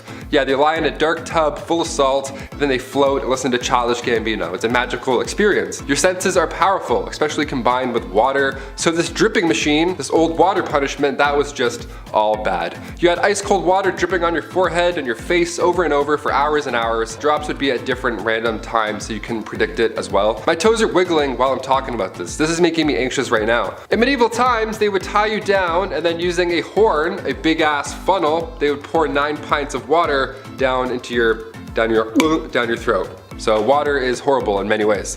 Number 8, fire. Can't talk about medieval punishments without mentioning this witchy classic. Commonly practiced in Babylonia and ancient Israel, then later on in Europe with the classic witch hunts, burning at the stake didn't come from churches, like many believe. They didn't call the shots there at all. That was mainly how small towns settled local beef. Yeah, by burning at the stake, instead of just like a fist fight at the park. Burning at the stake came in full swing way back in 1431 in France. French disbelievers like Joan of Arc, they were burned at the stake. It was crazy that they actually did this as a form of punishment. This is one of the worst medieval punishments, and believe me, there's a little bit of a silver lining here. It was quicker than most. Sometimes. Gunpowder was sometimes used so that the burning and stuff would be much faster and brighter and louder and much more horrible. A lot worse on paper, but a lot faster. So honestly, I think it's better. History is insane. Another red-hot punishment used in medieval times was when the accused had to hold a red-hot iron bar and then walk a few steps with it.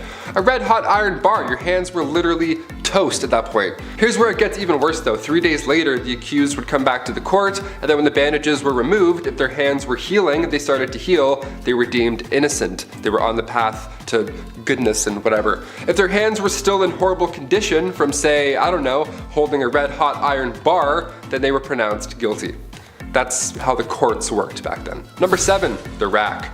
On to something not so hot and fast, but rather dull and slow. The rack is surprisingly well known. It was originally introduced to the Tower of London around 1420. The Duke of Exeter referred to this device as his daughter. What a weirdo. It's like guys who call their car like she. It's like, okay, just a little bit too close to your automobile, man. Relax. It was an open bed frame type device where your ankles were tied at the bottom and your hands were tied at the top. Already we're off to a horrible start. It was horizontal as well, and sometimes it was up. It was all bad. It would just leave you hanging by these ropes, and these ropes were slowly tightened more and more, obviously causing some problems to muscles and joints that were, holding things in place. This was done to extract information. This is also one of the worst things I've heard. Even getting tickled like this would be horrible. I couldn't even imagine. I make jokes because I'm uncomfortable. Honestly, hit that thumbs up to spread some good vibes because we're not even halfway done, folks. Number 6, molten metal. This was another form of capital punishment, and if you've seen Game of Thrones, it'll ring a familiar bell. A few of these do, actually. Yikes. Metal would be heated up in a cauldron for a long time to the point where it was liquid. It was molten metal, just a soup of minerals. Look, we said this video wasn't for the faint-hearted, and here at Bumblebee, we like to keep that promise.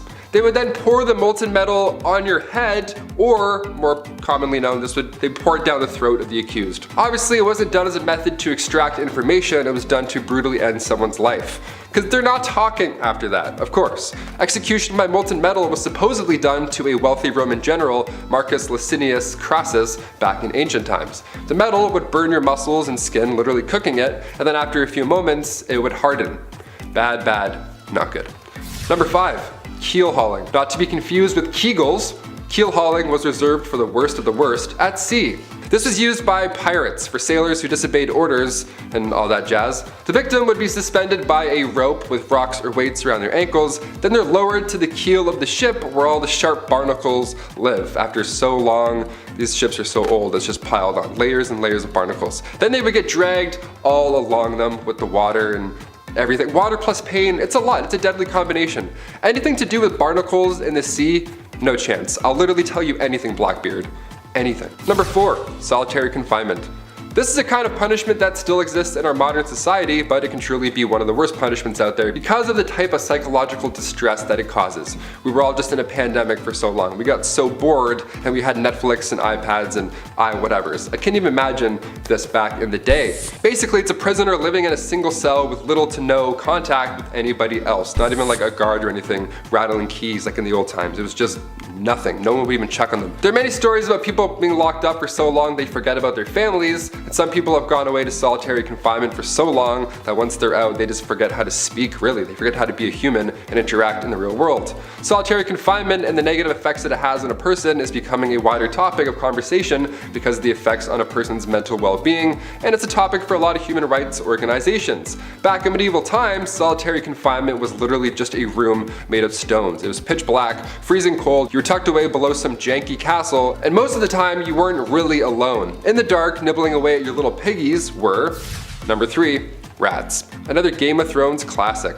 If you're a rat person, I know there's a lot of people who do tricks with their pet rat. That's cool, but maybe cover Stuart Little's eyes for this one. Rats as a medieval punishment, where do I even start? Okay, this one was a punishment for the rats at the same time. What was once called a rat trap involved a man or woman being tied down to something, and then a metal enclosure would be strapped down to their chest or their stomach. Now inside this metal enclosure, there's rats, which are also just loose walking around, and the person can feel them, the little feet walking around in their skin. And this is when the person, and still in the punishment, begins heating the other end of the metal enclosure.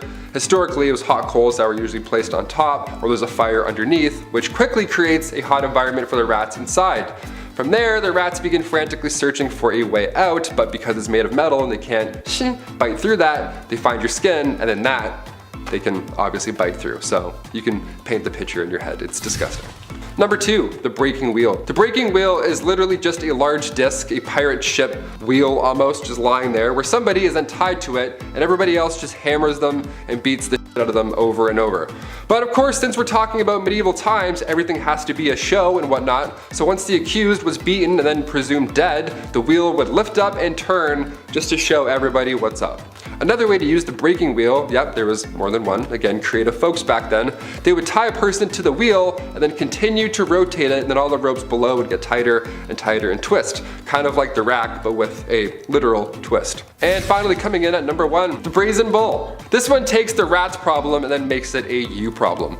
Out of all the ones on this list, the brazen bull is the last one that I would do. Straight up haunting. It's also been referred to as a Sicilian bull, and basically, it's not too complex. There is a bronze sculpture, often in the shape of, you guessed it, a bull. But in medieval times, it was just a big, closed cauldron, and usually it was large enough to fit a person inside. Yeah, this was in a Saw movie too, I believe. That's how you know it's a good one, when it's in the movie Saw. So once the person was locked inside or it was leaned over so they couldn't get out, a fire would then be set underneath this bull, and then you can probably figure out the rest in your head. They would even engineer the bull so that when somebody screamed, it sounded like a bull's roar. How fun is that? How fun is history? At number 10, baby night. I know that when someone asks a little kid what they want to be when they grow up, some of them might respond with saying something like a princess or a cowboy or a knight, but back in the medieval age, kids were really becoming knights, not just when they grew up. Knights started training when they were between the ages of 7 and 10, so their childhoods were pretty short-lived. In this day and age, kids that age are starting elementary school and are still too short to ride most rides at the theme park, but back in the day, they were being trained to go off to war. Sounds like a pretty sucky situation, but it gets even worse when you realize that most of these young knights didn't even get a choice in the matter. Parents back then controlled what their kids' futures were going to look like, and there was nothing that their kids could do or say about it, so if they were to be trained as a knight and go off to war, that's exactly what was going to happen. At number 9, squires. Now, even though kids as young as 7 years old would be shipped off to train as a knight, luckily no one was going to send these kids out into battle just yet. Before they could even think about seeing the battlefield, they had to go through training. First, they started off as pages. The pages mostly did menial tasks like working in the stables and serving food to the knights, but they also learned to ride horses and use a sword. A few years later, when they were about 14 years old, they would graduate to become a squire, where they were assigned to a specific knight, sort of like an assistant. The squire would do some pretty menial tasks for their assigned knight, and they would clean and polish the knight's armor and sword, tend to the knight's horse, and help the knight get into their armor for battle. Most squires got through these tasks with the dream that one day they would become a knight themselves and have a squire of their own, but unfortunately in some cases, some squires never became knights, and they stayed a squire even past the age of 18, when most squires would become knights. Seems a little unfair to me, but I guess in that case you wouldn't be burdened with the knowledge that you could die on the battlefield, since you would never make it there. Before we continue learning about medieval knights and how messed up their lives were, why not consider leaving a like on this video if you're enjoying it so far, and maybe also consider smashing that subscribe button as well to see more videos like this one. At number 8, training. When you picture what it would look like to see squires training, what do you imagine? Do you picture kids fighting with wooden swords or practicing how to put on armor? Well, you can put that out of your mind, because that image is more sunshine and rainbows than what actually went on, because training to be a knight was a very grueling process. When a page graduated to become a squire, they then had to master the 7 points of agility. The 7 points of agility were sort of like sports that would help the squires become good knights. They had to master shooting, fencing, wrestling, riding horses, swimming and diving, climbing, long jumping, and tournament sports like jousting and dancing. Yes, that is more than 7, but let's just agree that medieval math was flawed and not think about it too hard.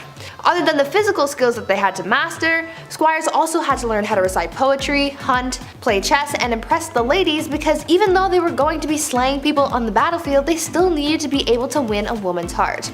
Unfortunately, even with all of this training, many young knights died in their first battles, but at least they tried their best, right? At number 7, too much poop. Here's a real downside to being a knight in the medieval era.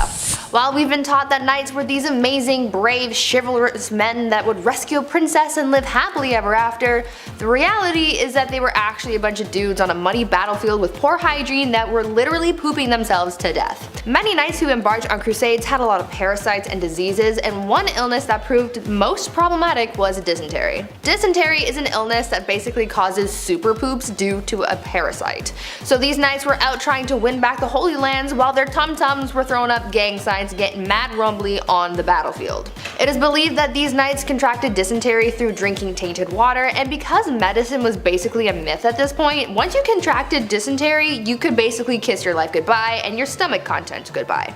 The most famous case of death by butt explosion was from the 7th Crusade, where Louis IX had contracted dysentery and had his pants cut because he was tired of having to pull them down every time he felt a rumbly in his tumbly. This all sounds like such a horrible way to go and a serious downside to being a knight. At number 6, armor. We all have a pretty good idea of what knights looked like, right? The shiny metal armor, the chainmail and helmet. Well, as cool as they may have looked, the armor that knights wore was actually pretty impractical when it came to agility, because there was just no way you could move very easily when wearing it. These knights had to carry around a lot of weight. Hollywood made us believe that swords that knights used were incredibly heavy, but in reality they only weighed about 3 to 5 pounds. Yeah, they were pretty hefty, but nowhere near the kind of weight that knights were carrying on their bodies because of their armor. The average medieval suit of armor weighed between 45 and 55 pounds, and just the helmet alone weighed 4 to 8 pounds. Knights on the battlefield had to worry about fighting, staying alive, and carrying an extra 45 pounds on them, but knights who jousted had it even worse because their armor was known to weigh twice as much as battle armor. These knights had to be very strong in order to carry that around, otherwise they would have collapsed under the weight of their gear when they got too tired to keep going. At number 5, always in danger.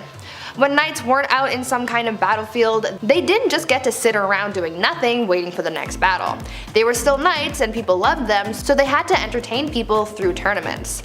This wasn't your average tournament like when you went to medieval times as a kid, because this was way bloodier and safety was not really much of a priority. It wasn't as dangerous as going off to battle, but there was still a risk that knights had to take, and sometimes it ended fatally. Tournaments would normally involve 2 different events, melee and jousting.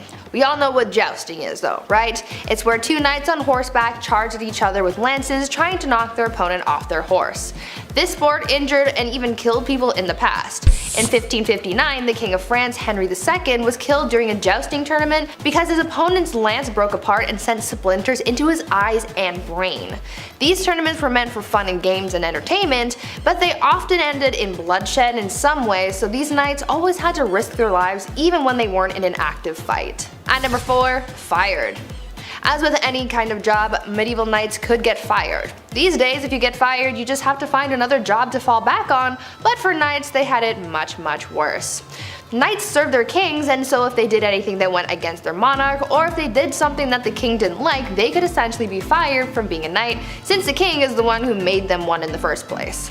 What the king giveth, he could taketh away, pretty much. When a knight was fired, the king would start by hacking off the knight's spurs, then they would break their sword, then they would burn the knight's coat of arms, and hang their shield upside down for the entire kingdom to see, because these people really liked public humiliation.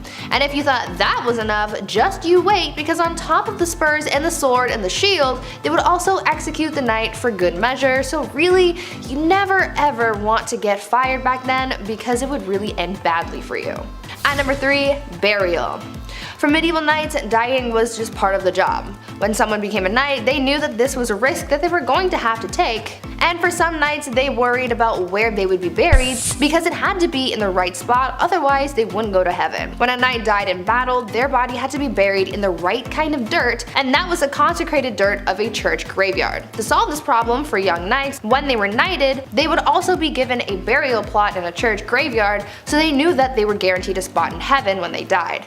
This, however, created a bit of a loophole for anyone wanting to get a one-way ticket to heaven, because even older knights who enlisted later in life would be able to get buried beneath a stone effigy in a church and be able to go to heaven even if they really never did all that churchy stuff beforehand. At number 2, yummy people. As you could probably imagine, for medieval knights, desperate times called for desperate measures. Oftentimes during battles, supplies would run out and knights would be left dealing with starvation on top of everything else that they were going through.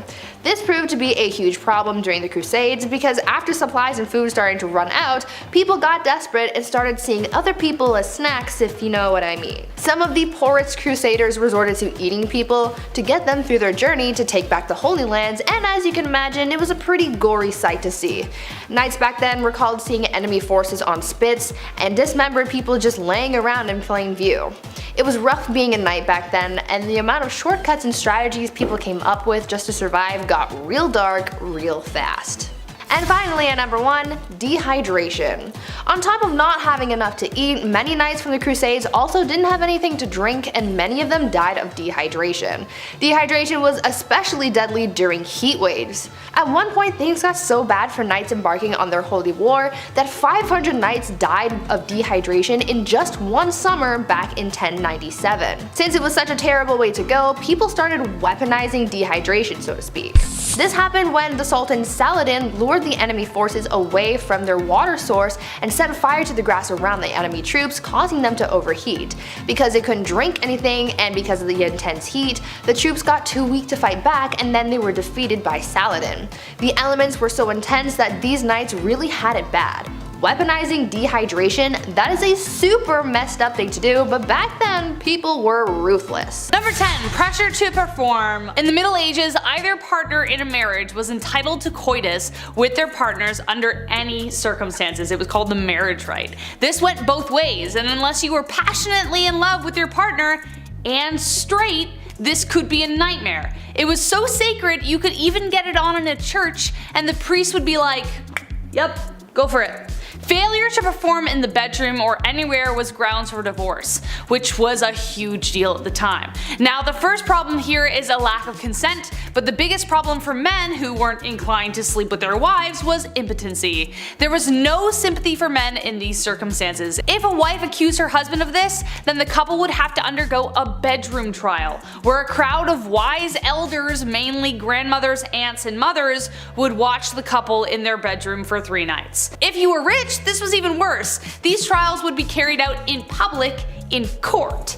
Yeah, that's right. The wife had to prove that the husband couldn't get it up in court. Now he could call on women of the night to prove his prowess, if he was so inclined, but if it was proven that he couldn't, then the couple would be divorced. But the bottom line, the main point of marriage was to have children, and if there weren't any, then this failure was placed heavily on the man. Number 9. Beastly justice. I figured I would put a lighthearted one on this list. This actually made me laugh while I was researching it. Beastly justice was when animals had to go to court. They were also put on trial, like a full trial. It's wild to look back at a knight and the things they had to do for their kings and queens, but the fact that they also had to get up early and attend these courts, royal courts, where a wild animal was taking the stand. And it actually happened in history. That's what happened after an animal runs through town. It would attack people, being confused and all, as most animals are, but the townsfolk would actually believe that the devil was involved in this animal's scheme. Like these animals worked for Big Red himself. In 1457, villagers in France had to deal with 6 pigs who ran wild and attacked locals. They did a lot of damage, so instead of just putting the animals down or setting them free, away from your town, they took them to a real trial. There was a judge, a couple prosecutors, 8 witnesses, a defense attorney for the pigs, which I gotta say, we should do a list just on that person alone. What a weird job. These pigs were hung from a gallows tree. A knight had to formally hang pigs after a trial was concluded. The 1400s were a wild time. Your Honor, due to my client being a pig, Number 8. A tanner. Even for a medieval peasant who never washed or cleaned themselves and literally lived in filth, this was a dirty job. Women were more commonly found in household chores or as milkmaids, barmaids, weavers, artisans, and tenant farmers. This job may have fallen mostly to men, and it was a rough one, I'll tell you. Men would rather go to war than do this job. You had to get skins from a butcher, along with the grime that covered it, which was mostly manure and blood. Then you had to trim the skins and get rid of all the hair. To do this, they had to let the hair follicles rot by sprinkling it with urine or soak it in a wood, ash, and lime solution. Can you tell which one was cheaper? Then they'd scrape off the hair and any skin before washing it again in pigeon droppings or dog poo to remove the lime and make it softer and more flexible. you. Or the craftsman might use fermented barley or rye with stale beer or urine, again, as an additive. This could take up to 3 months. 3 months, plus longer as there was more rinsing and stretching until it could be used. Leather was a crucial resource, so though dirty, it was a really necessary job, but oh my god.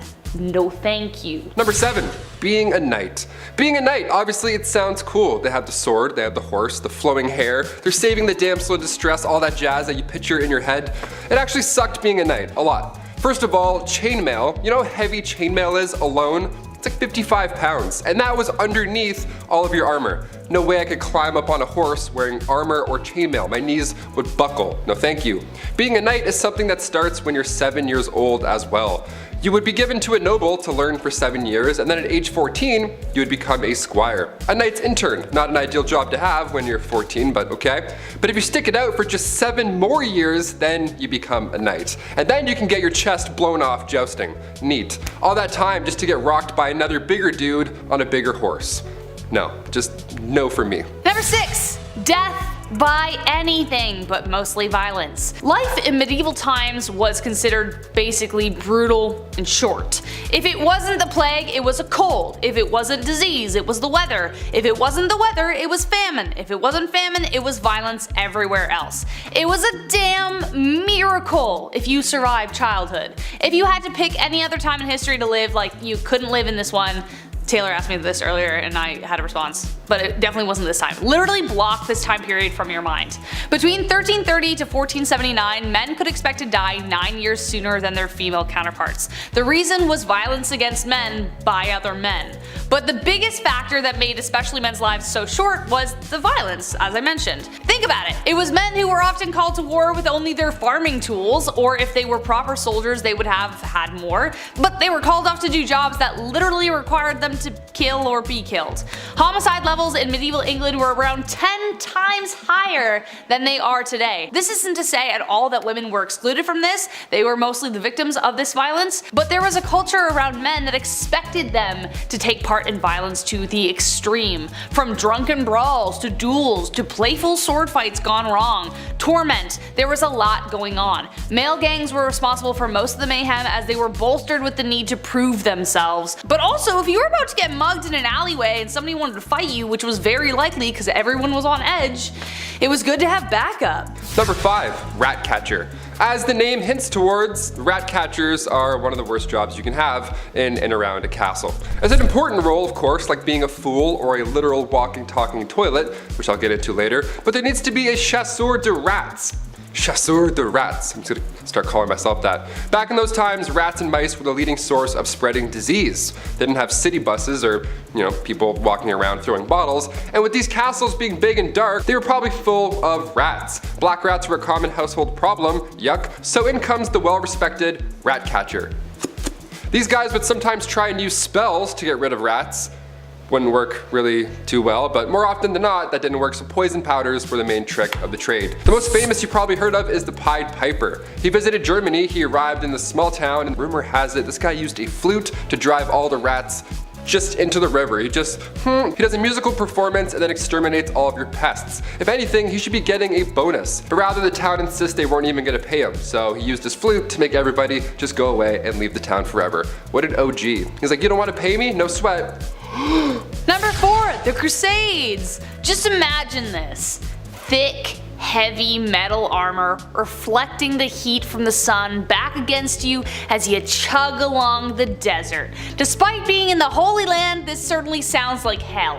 As I mentioned earlier, men were expected to go to war when called, even if they had no training or skill and maybe knew how to use a toothpick but had no idea what a sword was. For many, it was a death sentence, and the first Crusades were particularly brutal because you weren't only being called to war because of, honor, but you were being called to war because it was a religious thing. Getting there was awful in the first place, you might not even make the voyage. Then marches through the desert were long and hot with soldiers constantly at odds with starvation, dehydration, disease, infection, the elements, and then of course a spontaneous attack from the enemy. So you're exhausted and all of a sudden you have to be like, fighting somebody to save your life. There are even stories of some of them boiling shoe leather to eat it because they had nothing else. And after what we know of tanning, Ugh. Many crusaders justified their suffering as a part of the spiritual journey, so if you did fall ill to disease, you were just kinda left by the side of the road to die alone. Number 3, groom of the stool. Nowadays, assistants grab your coffee for you, maybe they answer some phone calls, keep the business running while you're off doing your other business stuff. Assistants are vital. The groom of the stool was quite vital when it came to the king. Created by King Henry VIII, the role was to assist the king's bowel movements. Yeah, you had just a box with you that you carried at all times, little opening lid, smelled horrible, and you would literally follow the king until he needed to use you. Yeah, porta potties weren't a thing, and there's no way you're going to catch a king in the woods. In fact, you won't even catch a king wiping his own behind. That was also reserved for the groom of the stool. Lucky you. And this stool, you would have water, towels, a wash bowl, the whole setup, and you're probably thinking, Taylor, which poor soul had to be stuck with this role? What must you have done to deserve such a punishment?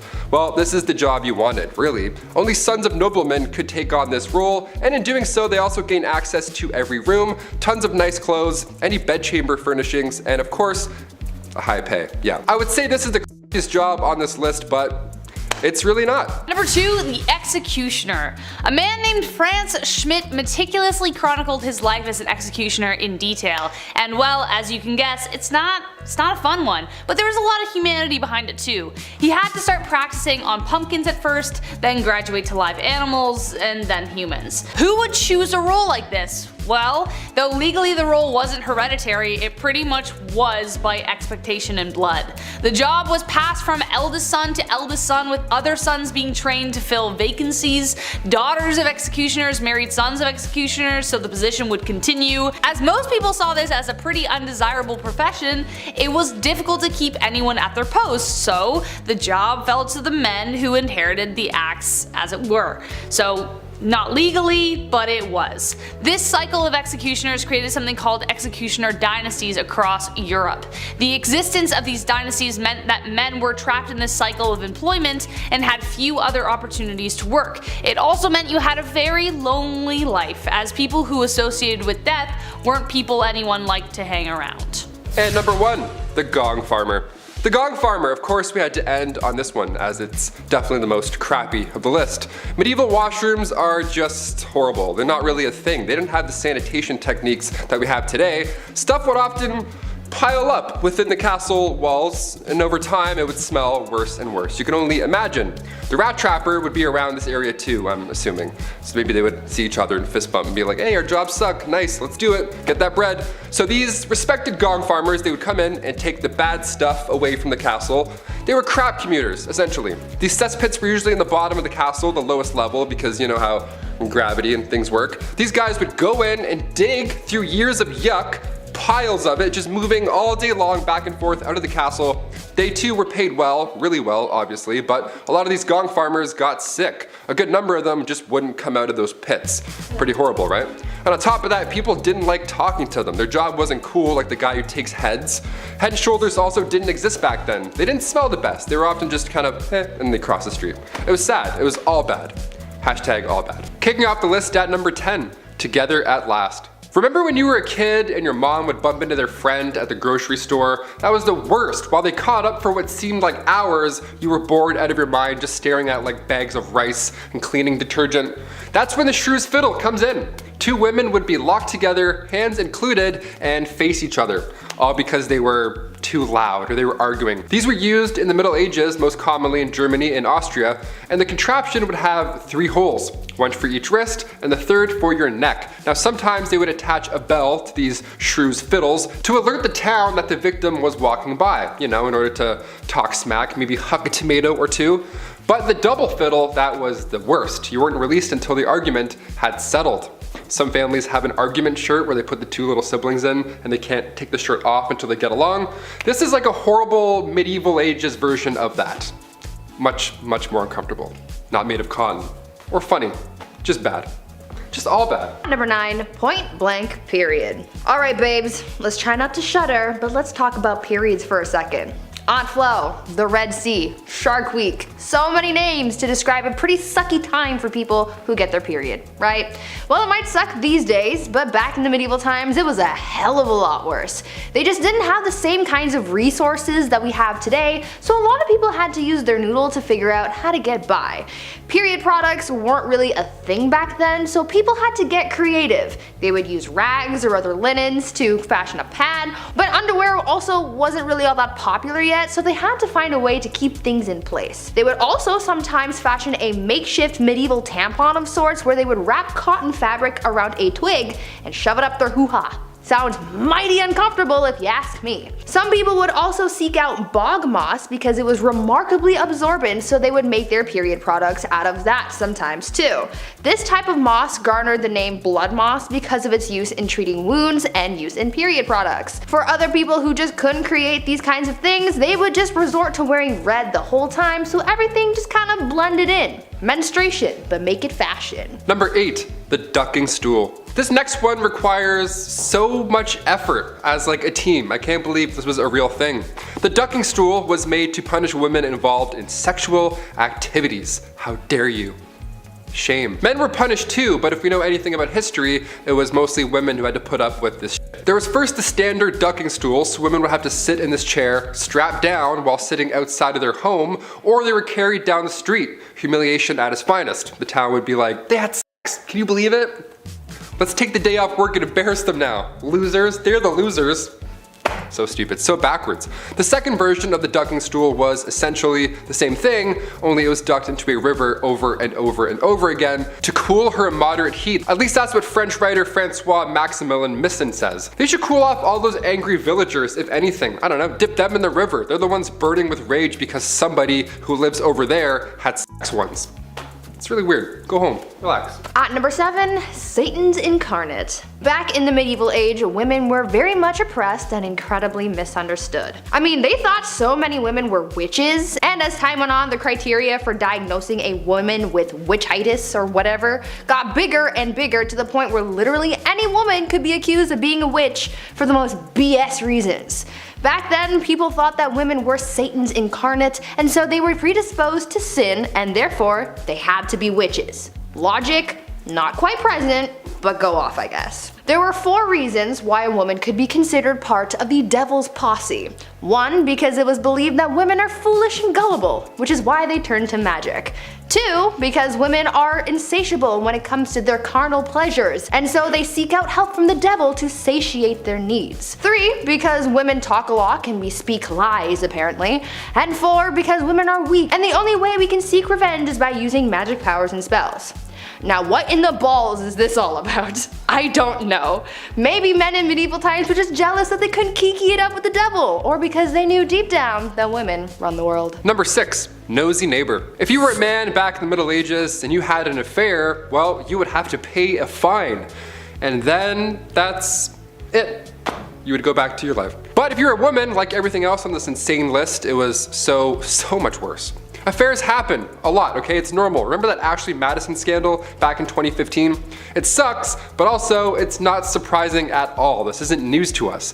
Back in the Middle Ages, women were treated the worst for these affairs. They would take their noses off. They would literally take a woman's nose and or ears off of their face because they had an affair. Frederick II used to punish adulterers by using rhinotomy. That was the removal of one's nose. The whole point of this was to make the victim unattractive. Isn't that the worst thing you've ever heard? This is a real thing people did, swear to God. Thing is, nobody is running around confessing that they're cheaters. Somebody has clearly spilled the beans, so they knew what was gonna happen if they got caught, yet they would still rat each other out.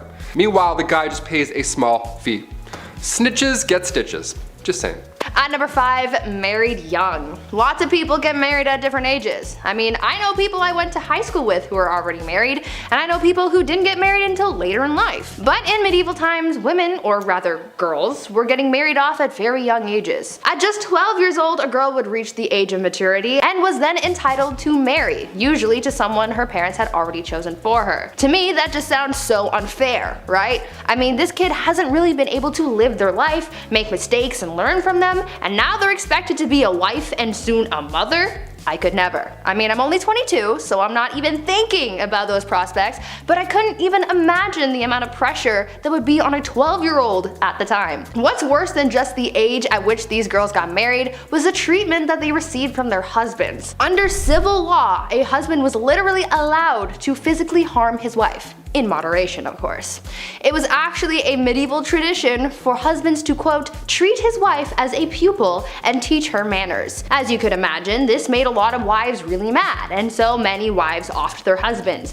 But things rarely got better after that, because if they were caught, they would be sentenced to burn at the stake. Note to self: don't get married in medieval times. Number 4, the walk of shame. We've all heard the term walk of shame at some point, but what does it really mean? And also, where did it originally come from? Well, it was originally referred to as a skimmington or rough music. And no, it doesn't mean they would blast Slipknot this whole time. This was done to wives who were bossy or overbearing. They would be forced to walk through the entire town barefoot. All those crooked, horrible stone roads, ankles just toast. It was horrible. They would also be scandally clad too, because why not? Because men are making the rules, that's why. And as you guessed it, crowds would be waiting outside, all prepared to bang pans and yell horrible things at her. I guess these dudes just never had jobs. I don't know, they were just always on standby, ready to yell at a lady walking by through town, bare feet, all because she was deemed too bossy. Okay. If you're wondering who exactly is responsible for these public humiliations, the court. The official court. Judge Judy back in the day would be like, yes or no, did you raise your voice? Okay, case dismissed. Take your shoes off, we're done here. What a joke. At number 3, ladies of the night. Sometimes you gotta do what you gotta do to get that coin, right? We all have our side hustles and dead-end jobs to be able to afford rent and whatnot. And sometimes we're not exactly proud of the work that we do to make money. It was the same back in medieval times. People had to find any means to make money, and for a lot of women, they used what their mama gave them to support themselves and their families. One of the more positive sides of life for women in medieval times was the fact that being a woman of the night was actually a recognized profession. Later on throughout the times, this profession would be deemed illegal, but in medieval times, it was as common as being a baker or something. These women were actually considered to be merchants because they sold their bodies as if it was any other sellable good. Being a woman of the night was such a common and widespread profession that nearly every town in medieval times had a brothel, even in towns with small populations. So yeah, maybe they didn't have that big of a marketplace, but they no doubt had a place where you could go see some quality mommy milkers. Number 2, grand theft witchcraft. If you were a woman in the Middle Ages, you were accused of being a witch pretty often. They thought women communicated with the devil, like Bree mentioned earlier, just because some townsfolk with 3 teeth said so. Great, thanks Abe.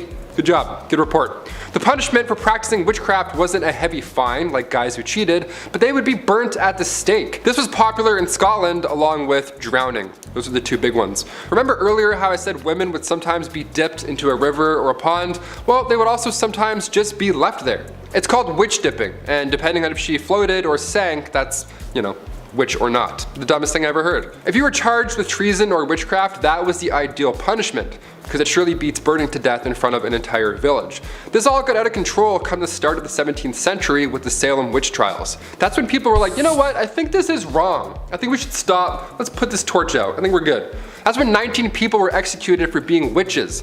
God forbid you knew how to do bedmas in the Middle Ages. Also, that's a lot of coordination to get that many townsfolk together and be like, okay, you need this, how many people are standing here? Almost like you would use basic math to figure that out. You're a witch too. Spoiler alert, we're all witches, because we know things. I don't know, I hate this. And finally at number 1, crimes of the heart. For some unknown reason, people were really out here in these streets in medieval times trying to accuse women of everything. Witchcraft was a common accusation, but the other common crime that women were often accused of was adultery. But you see, the thing is, someone could accuse a woman of adultery even if she never had physical contact with another person. Now, how the heck does that work, you ask? Well, it depended on where these people lived. During the medieval age in the Byzantine Empire, it was considered adultery if they spent a night outside of their husbands' or parents' homes. In Slavic parts of Europe, a woman could be considered guilty of infidelity for simply going to a public event. I'm pretty sure with this logic, if you even breathe in the same general vicinity of a man, then you could be accused of adultery. I mean, what the F is that up? The only bright side, I guess, is the fact that when it came down to punishments for adultery, men usually got the worst punishments in comparison to women. However, they would be accused of this crime way less often than women, so I guess in a way we still got the short end of the stick.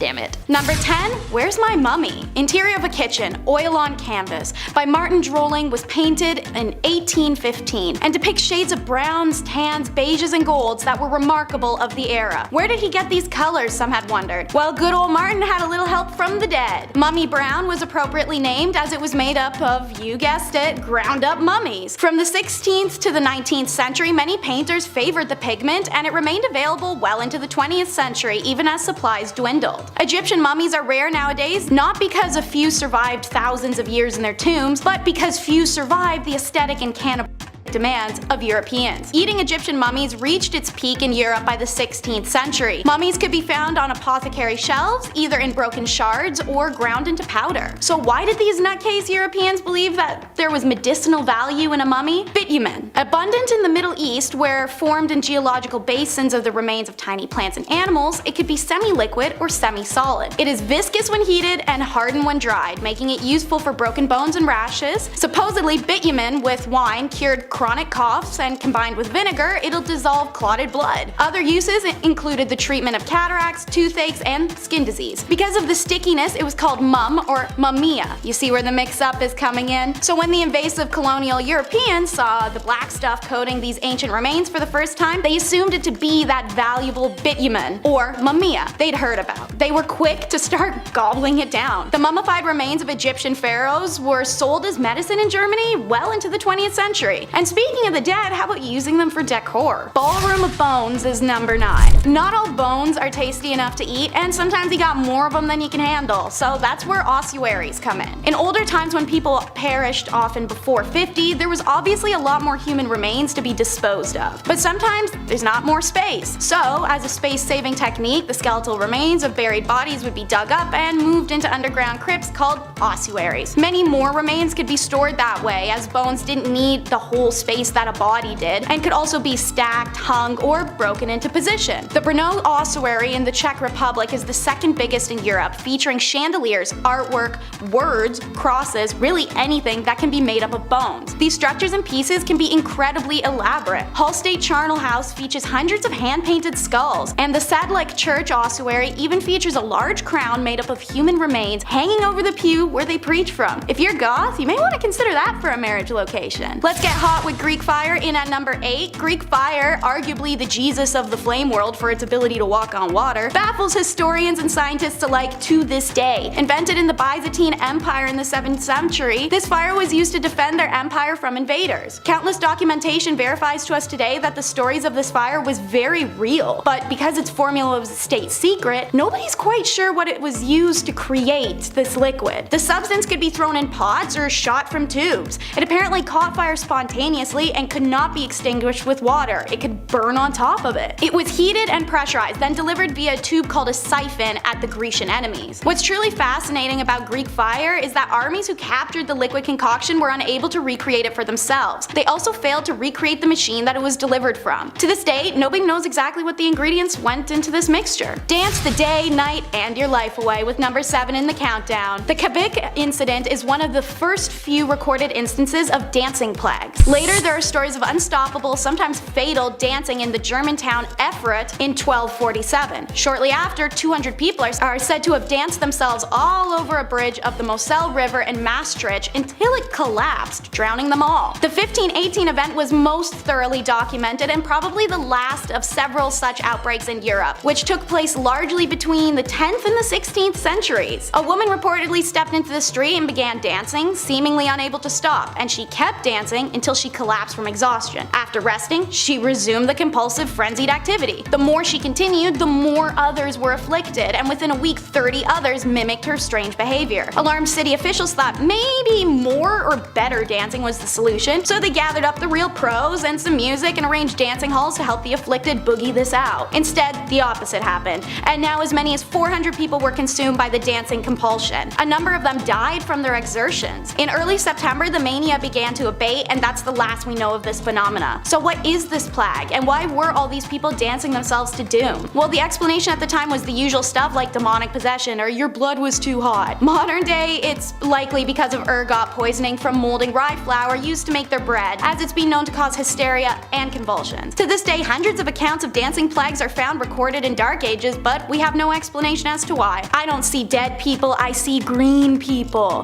The Woolpit alien children are number 6 in our countdown. 2 English chroniclers reported a story from the 12th century that villagers of Woolpit discovered 2 children, a brother and sister, who had green skin and spoke an unknown language. The children were quickly taken to higher officials, Richard D. Colnay's house, where he attempted to communicate and failed. The children also refused to eat for days on end until seeing green beans in the garden, which they ate straight out of the ground. They stayed with Richard long term as he converted them to a normal diet, and they started to lose the green pigmentation. Obviously, after time and growth, these children learned English, and when they were asked where they were from, they told Richard, "We are inhabitants of the land of Saint Martin, who is regarded with peculiar veneration in the country which gave us birth." They further explained that where they were from, everything was green, and they had been tending to their father's animals that they followed into a cave. Emerging out of it, they found themselves in Woolpit. "The sun does not rise upon our countrymen. Our land is little cheered by its beams. We are contented with that twilight which among you precedes the sunrise or follows the sunset. Moreover, a certain luminous country is seen not far distant from ours and divided by a very but considerable river." Shortly after this description of a non-existent land, Richard took the children to be baptized in a local church. However, the boy died very shortly after from an unknown illness. The girl known as Agnes grew into adulthood and married. She remained private and spoke little to many, and so the secret of their original homeland died with her. Children's Crusade is number 5. Joining Where the Wild Things Are and Labyrinth for most bratty and annoying kids is a boy in some stories named Stephen, who claimed to have been given a divine message from God to go forth and conquer the world. He was 12. Anyways, Stephen approached many royals looking for resources only to be turned away.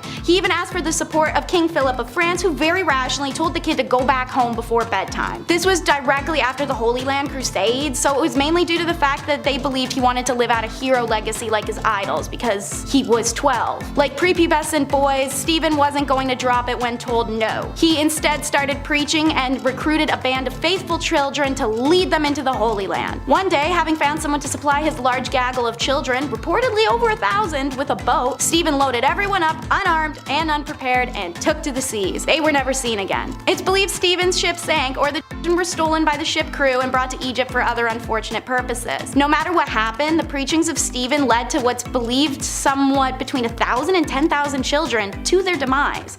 Stephen is one of few documented children crusaders, none of which can technically even be labeled as a crusade, because to fall under that title, a mission had to be delivered and blessed by a pope. No children's crusade was ever approved. Speaking of holy crusaders, the fate of the Templars is number 4 in our countdown. Founded in 1118 as a monastic military, their duty was the protection of pilgrims as they traveled to the Holy Land following the Christian capture of Jerusalem during the First Crusade. The Knights of Templar quickly became one of the richest and most influential groups of the Middle and Dark Ages, erecting banks, castles, and churches. Their wealth would be their downfall. A secret letter detailed black magic and scandalous sexual activities that was sent through France. The reality of this document was that it was made by King Philip of France, who notoriously stole and plundered from anyone he could. In response, more than 600 Templars are arrested, as well as hundreds of non-warriors who handled the day-to-day work such as banking, farming, and organizing. The men were charged with a wide array of offenses including heresy, devil worship, spitting on the cross, homosexuality, fraud, and financial corruption. The Templars, meanwhile, were kept in isolation and fed meager rations, all while facing brutal torture. Given the extreme conditions of medieval methods, it's not a surprise within weeks, hundreds of Templars just confessed to false charges. Their lands and money were confiscated and officially dispersed to another religious order, the Hospitallers, although greedy Philip did get his hands on some of the cash he coveted. Didn't know this guy was real, but the Pied Piper is number 3. The proof is etched in the Hamlinia face itself. An inscribed plaque on the stone facade of the so-called Pied Piper's house dating to 1602 reads, AD 1284. On the 26th of June, the day of St. John and St. Paul, children children born in Hamelin were led out of the town by a piper wearing multicolored clothes. After passing the Calvary near Koppenberg, they disappeared forever. The tale, in fact, has survived a very long time. Originating as medieval folklore, it inspired the Grimm brothers' legend The Children of Hamelin, and one of Robert Browning's best-known poems, The Pied Piper of Hamelin. While there are some small differences in the stories, the basics remain the same. The piper was hired by the people of Hamelin to rid the town of rats. Trailing after their hypnotic notes, the rat catcher and his magical flute made them go to their demise. But when the town refused to pay the piper for his service, the savior came for Hamelin's children. Entranced by the notes of his magic flute, the boys and girls followed the piper out of town and simply vanished. So what happened to Hamelin's children? One theory is that the Pied Piper played the role of a so-called locator or recruiter. They were responsible for organizing migrations to the east, and they were said to wear colorful garments and played an instrument to attract the attention of possible settlers. Popular opinion is, if this is the case, the children may have been taken to the Berlin area, as the family names common in Hamelin at the time show up in surprising frequency in areas of Uckermark and Prznik, near Berlin. An entry in Hamelin's town records dating 1384 laments that it's 100 years since our children left. The stained glass window in town St. Nikolai Church, destroyed in the 17th century, but described in earlier accounts, reportedly illustrated the figure of the Pied Piper leading ghostly white children away. And St. Anthony's fire, number 2 in the countdown, is not as cool as it may sound. When people of Paris were tormented with painful boils, sores, swelling, and the sensation of fire in their skin, the only cure seemed to be a trip to St. Mary's Church in Paris. There, Duke Hugh the Great nourished the ill with his holy grain stores, said to help the ill recover. And they did. But as soon as they returned home, they had the plague again with terrible illness. The cause? St. Anthony's fire. The disease starts with faint burning in the skin. Soon red spots covered the infected person's body, who felt like their limbs were on fire. Arms would swell and turn bright red, then terrible hallucinations would plague them, convincing them they were being assaulted by demons or dragged to hell. Finally, gangrene would set in, and the victim's fingers and toes would drop off one by one. Once infected, few survived. So what caused this horrible disease, and why did Holy Grain cure it? Well, if you've seen our video Top 10 Unusual Events from Medieval History, you may know about ergot poisoning. It's a fungus that grows on rye during cold and damp conditions. When the grain is ground up and then made into bread, people consume the fungus and poisoning ensues. So Duke Hugh's stores of holy grain were better maintained because of his status, and they weren't contaminated with ergot. When people ate his grains, their ergotism went away, but as soon as they returned home and they consumed their contaminated grains, they were poisoned again. Ergot would remain undiscovered still for years to come, and many forms of ergot poisoning would manifest in this time. Number 1 takes the video title seriously though, the Dark Age. It's said the 9th plague of Egypt was complete darkness that lasted for 3 days. Well, this may not be entirely wrong, with the exception of it actually being 18 months. In 536 AD, it said a huge portion of our world went under a dark, mysterious fog that fell on Europe, the Middle East, and parts of Asia. The fog blocked the sun during the day, causing temperatures to drop, crops to fail, and people to die. As a result, countless documents were found in this country of mysterious darkness. However, they weren't taken seriously until the 1990s, when researchers in Ireland noticed the rings on the inside of trees indicated some funny business around 536. Summers in Europe and Asia became 35 Fahrenheit to 37 Fahrenheit colder. China even reporting summer snow. They realized that the ancient witnesses were really actually onto something. They weren't being hysterical or imagining the end of the world. Now researchers also discovered what may be the main source of the darkness. A volcanic eruption in Iceland in early 536 helped spread ash across the northern hemisphere, creating a fog and altering the global climate patterns, causing years of famine. With this realization, accounts of 536 become real horrifying real fast. I mean, put it in perspective. One day the world is plunged into darkness, and then the sun just never rises again. In primitive times especially, this seemed to have a traumatic effect. We marvel to see no shadows of our body at noon, wrote Cassiodorus, a Roman politician. He also wrote that the sun had a bluish color and the moon had lost its luster, and the seasons seemed to become jumbled together. So,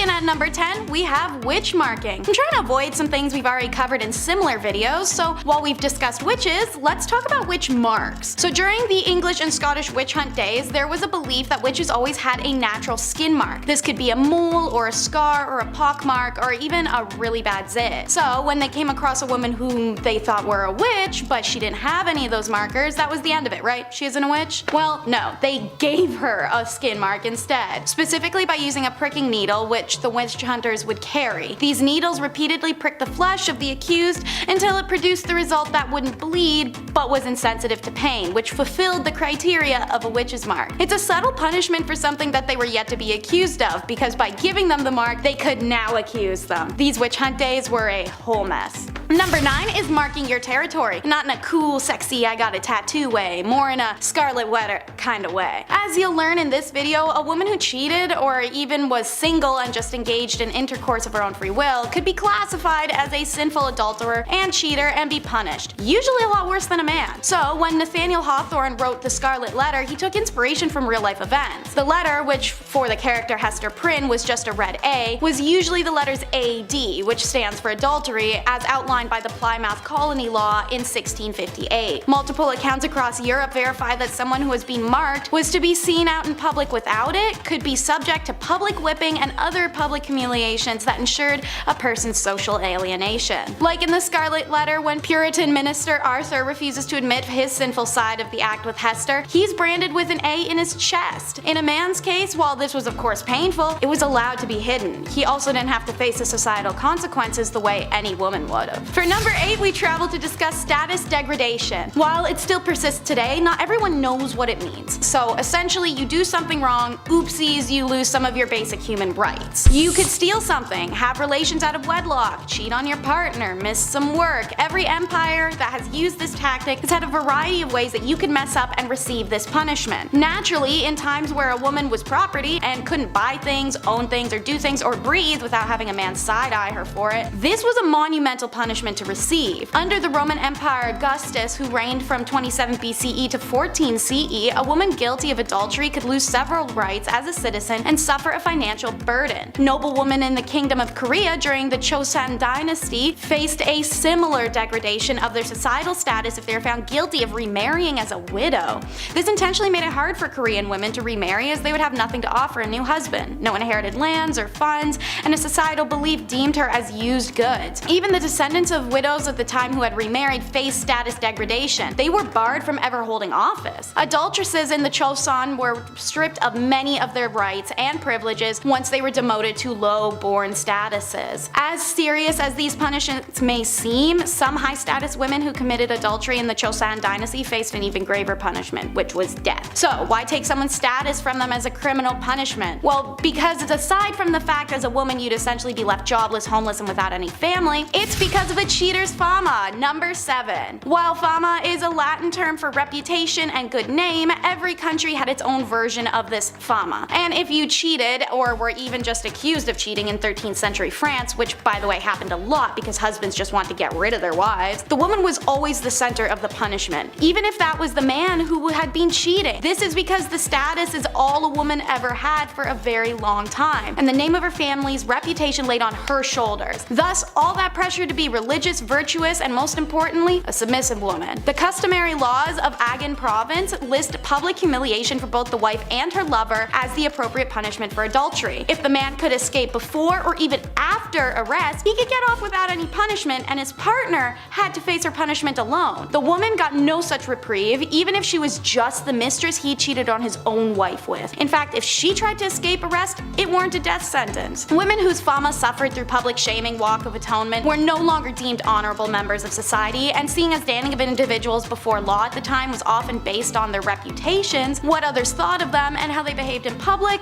she'd be left, as I said, homeless, familyless, and dejected. For my Game of Thrones people, think Cersei. Number 6 is no protection. Get your mind out of the gutter. That's not what I'm talking about. I mean, there's no protection from capital punishment. While civil laws were easier to work around by just getting married alone, you can borrow money or property, you can buy things that you couldn't before and sign contracts, the criminal law didn't bend to a married woman, as she faced the same penalties as an unmarried one. Now, there are technically one exception: pregnancy, but only because it could potentially be a boy, which is insane. Additionally, all women were exempt from certain tortures, such as the breaking wheel. But man, when a woman got capital punishment, it was the one and only form, and it was the most brutal and painful one, burning at the stake. By the way, they claim this was the only and the necessary option of execution for a woman, as it's a preservation of female modesty. Apparently, other forms of execution were unbecoming of a woman. Although there may be some truth to this wild justification, modern historians have rounded it down to just misogyny, as well as a deep-rooted suspicion and dislike of women as the root of this execution decision. Essentially, when given the opportunity to punish a woman, men went ham for it and wanted to see her suffer as much as possible. So women experienced the worst executions of the Dark Ages. Number 5 is why women want to stay in religious favor. In medieval Europe, a device was literally invented for women who defied their religious beliefs. Pyramid-shaped and made of wood, the woman who dared to defy her god should fear this. See, they would bind the woman's hands and ankles and then sit one of her two openings on the peak of the pyramid. She would then be incapable of shifting her weight anywhere else and was forced to put her weight down on the tip. It would slowly slide upwards and inwards, and the longer she was pressed down on it, the more her body split apart. These women would be left for days on end sometimes on this device. The device's slow, agonizing death can be compared only to the shame it inflicted as well. The woman was stripped nude and forced to suffer this torture in public for all to see. Number 4 is harems. To start, the word harem is derived from the Arabic word harim, and it often means sacred, forbidden, and sometimes sanctuary. This was an accurate name as only women's household members and some related male members were allowed to enter a harem, which was an honored women's space. The harem was the ultimate symbol of a sultan's power. His ownership of women, mostly slaves, was a sign of wealth, power, and sexual prowess. The seclusion from public gaze also inflated this power more so. But a royal harem could be a place of filth and stink where chaos and emotions ran high. This was the price of being property, used by the emperors and his sons. You could either be favored or so hated that one day you vanish and rumors of your exile whirl amongst your peers. These ladies usually did not have the liberty to move out of the harem as they liked, but inside the harem they could move around as they pleased.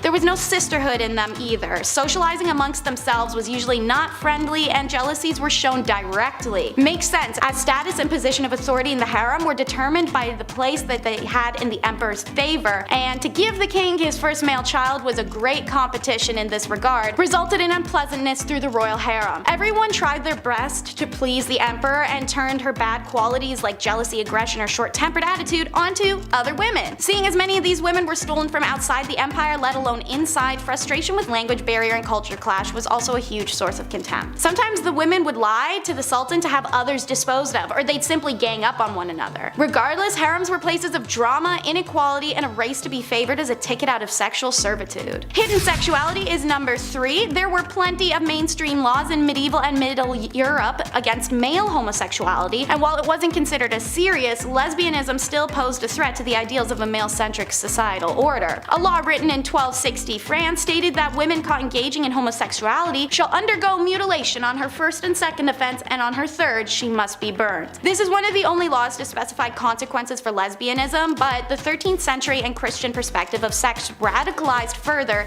into modesty. Lesbianism was equated to sodomy at that time point and therefore carried a similar sentence: death. There is sufficient evidence of lesbians in Middle Ages, most of which come from the church. Turns out many nuns were sexually active lesbians, and the church directly acknowledges their presence by having to pass laws establishing penalties for nuns caught having sexual relations with each other. So not only were they having sexual relations with each other, but it was enough that the church had to do something about it. For example, during the 8th century, Pope Gregory III gave penances of 160 days for unnatural female acts. Still, no torture or death though. This is because as long as phallus or other phallus-shaped objects weren't used or involved, the relationship wasn't considered real intercourse. Real intercourse involved procreation after all. So eventually, when Christianity upped the ante, however, any sexual act that caused pleasure, which now included lesbian intercourse or plain old self-stimulation, was now considered sin. So like most women of the Middle Ages, even bisexual and lesbian women had to settle down for a man at that point. Anyone who struggled with sexuality can imagine how dreadful it would be to live that way. Divorce was was a nightmare, which is why it's number 2 in our countdown. Laws worldwide were unforgiving of divorces, literally always to the woman. In Chinese laws, a woman could only divorce her husband if he mistreated her family, not even her. He, on the other hand, could divorce her for anything. Some accepted grounds for divorce were failure to bear a son, evidence of being unfaithful, lack piety to the husband's parents, theft, suffering a virulent or infectious disease, jealousy, and talking too much. Pretty superficial list, but in Chinese society, divorce was a serious action with social repercussions for both parties, so consequently divorces were not as common as they may sound. She could not be divorced if she had no family to return to or if she had gone through the 3-year mourning period for her husband's dead parents. And speaking of family, during the Han Dynasty, unmarried women brought a special tax on their family, and women with babies were given a 3-year exemption from the tax and their husbands a 1 year, so there was a huge push to get married. Meanwhile, in medieval England, their similarities are stark. They too had a small number of divorces despite an expansive list of reasons to do so, such as there was a discovered blood relation between the individuals, or impotence, or fear used to obtain consent, marriages entered into under false pretenses, things like that. In many of these cases, the lack of sufficient evidence made them difficult to prove and thus deterred people from taking their cases to court. And number 1 is the tradition of foot binding. It existed for around 10 centuries, and there are women alive today who still have feet that are the result of feet binding. Foot binding involves systematically breaking the feet and shaping them inwards. This tradition started in the 5 Dynasties 10 states period of the 10th century, when beloved concubine of the emperor built a gilt lotus flower stage and performed a dance on bound hoof-shaped feet. Being a beloved concubine, the other concubines of the emperor attempted to imitate her feet to curry his favor. So foot binding began within the royal court and spread through China as the next fashion fad. It's done in a ritualistic ceremony accompanied by a variety of traditions to ward off any bad luck. They began by tucking the toes under the feet and using a long, tight ribbon wrapped up to the ankle to hold it all in place. Anytime the foot grew, they broke it inwards more, a process usually taking 2 to 3 years. The foot would remain bound for the rest of a woman's life. There is a whole list of issues this caused. Outside of extreme agony and being a handicap, it caused some women pain for the rest of their life. Their walk was changed, as was their posture, and the idealism of a slim body to lighten the pressure on one's feet was all the rage. The binding of feet actually caused the women to develop strong muscles in their hips, thighs, and buttocks, so much that the characteristics were considered physically attractive to Chinese men of the area, aka the girlies were thick. When colonization came to China, Western women boycotted foot binding, going as far as to catch women with bound feet and cut off their bindings. A humiliation because these women would never ever show their bare feet to anyone, let alone even husbands. And many of these women lost their husbands when the Western boycott worked. A lot of girls who had had their feet bound in order to become marriageable suddenly found themselves abandoned by their husbands because foot binding was no longer fashionable at all. Kicking off the list at number 10, an arming squire. Being a knight. Okay, obviously this sounds cool on paper. They have the sword, they have the horse, the flowing lady, the gal on the back of said horse. They're saving the damsel in distress or something, right? Sometimes they lose a hand like Jaime Lannister, but that's just what being a knight is all about, right? Also, spoiler alert, if you haven't seen Game of Thrones 9 years ago. It wasn't always a fairy tale epic being a knight. First of all, this process starts when you're 7 years old as well. So you would be given to a noble to learn for 7 years, and then at age 14, you became a squire. Ah yes, a noble squire. We've heard this term before. What do they do? Well, it's a knight's intern. Yeah, not an ideal job to have when you're young, but it's a job nonetheless. Also, you had no choice, so you had to do it. Welcome to the Middle Ages. Arming squires, they had a lot of responsibility. Arming squires would repair a knight's armor while they were still wearing it. Yeah, how fun is that? Oh, which buckle was it? Ah, yes, that one. Yeah, fixing up chainmail on a grown man's thigh. Not ideal. Welcome to the Dark Ages. Pretty dark. Also, after these epic, messy battles, arming squires would have to clean everything off of their armor. Yeah, everything. A lot of yuck going on in that business day. This was long before Dawn soap was also a thing, so they had to clean with urine. Yeah, gross. So gross. It gets worse and worse. Welcome to the Dark Ages. Number 9, Plague Bearer. Yep, this one's as awful as it sounds. The title of this one really gives it away. The hot summer of July 1665. What to do with all of these poor souls who have been hit by the plague in the Dark Ages? Where do we put them? What do we do? You can't just hide them all in the catacombs this time around. So now what? Well, a plague bearer, he's got your back. Church wardens would organize burials, right? This was a normal thing even back in the Dark Ages in the 1600s, but when the plague hit, they had to change things up a little bit. If somebody had the plague, these guys would be responsible for transporting them far away and then burying them. A church would house these plagued souls away from society. How grim is that? But it's probably a great call, all things considered. Poor guy. Number 8, a knight. When we think of the knights in, the Dark Ages and stuff, we often forget about the silly royal duties that one had to attend to. Yeah, you thought jury duty sucked. Oh boy. Beastly justice. You ever heard of this? If not, buckle in. Beastly justice was when animals had to go to court. Yeah, they were put on trial as well as humans. It's wild to look back at a knight and all the things they had to do for their kings and queens, but the fact they also had to wake up early and attend court like a noble, royal court where a wild animal was now taking the stand. What a joke. I'd be like, really? Do I have to be here? I woke up at 4:30. What's going on? Yeah, this would happen after an animal runs through town. It would attack people, being confused and being an animal and all, but the townsfolk would actually believe that the devil was somehow involved in this whole ordeal. These animals worked for Big Red himself, right? How weird is that? In 1457, villagers in France had to deal with 6 pigs who ran wild and attacked locals. They did a lot of damage, apparently. But instead of just, setting the animals free or putting them down or whatever, they just took them to court. A real court, a real trial. There was a judge, a couple prosecutors, 8 witnesses, a defense attorney for the pigs, which I gotta say that we gotta do a list on that. That's a terrible job. That's one of the worst jobs ever, I lightly introduced here. These pigs were then hung from a gallows tree. It was so horrible. The Dark Ages. Dark, right? A knight had to formally hang pigs after a trial was concluded. Yeah, being a knight sucked. Number 7, leech collector. I always enjoyed catching frogs growing up. That was always fun, but apparently I gotta step my game up.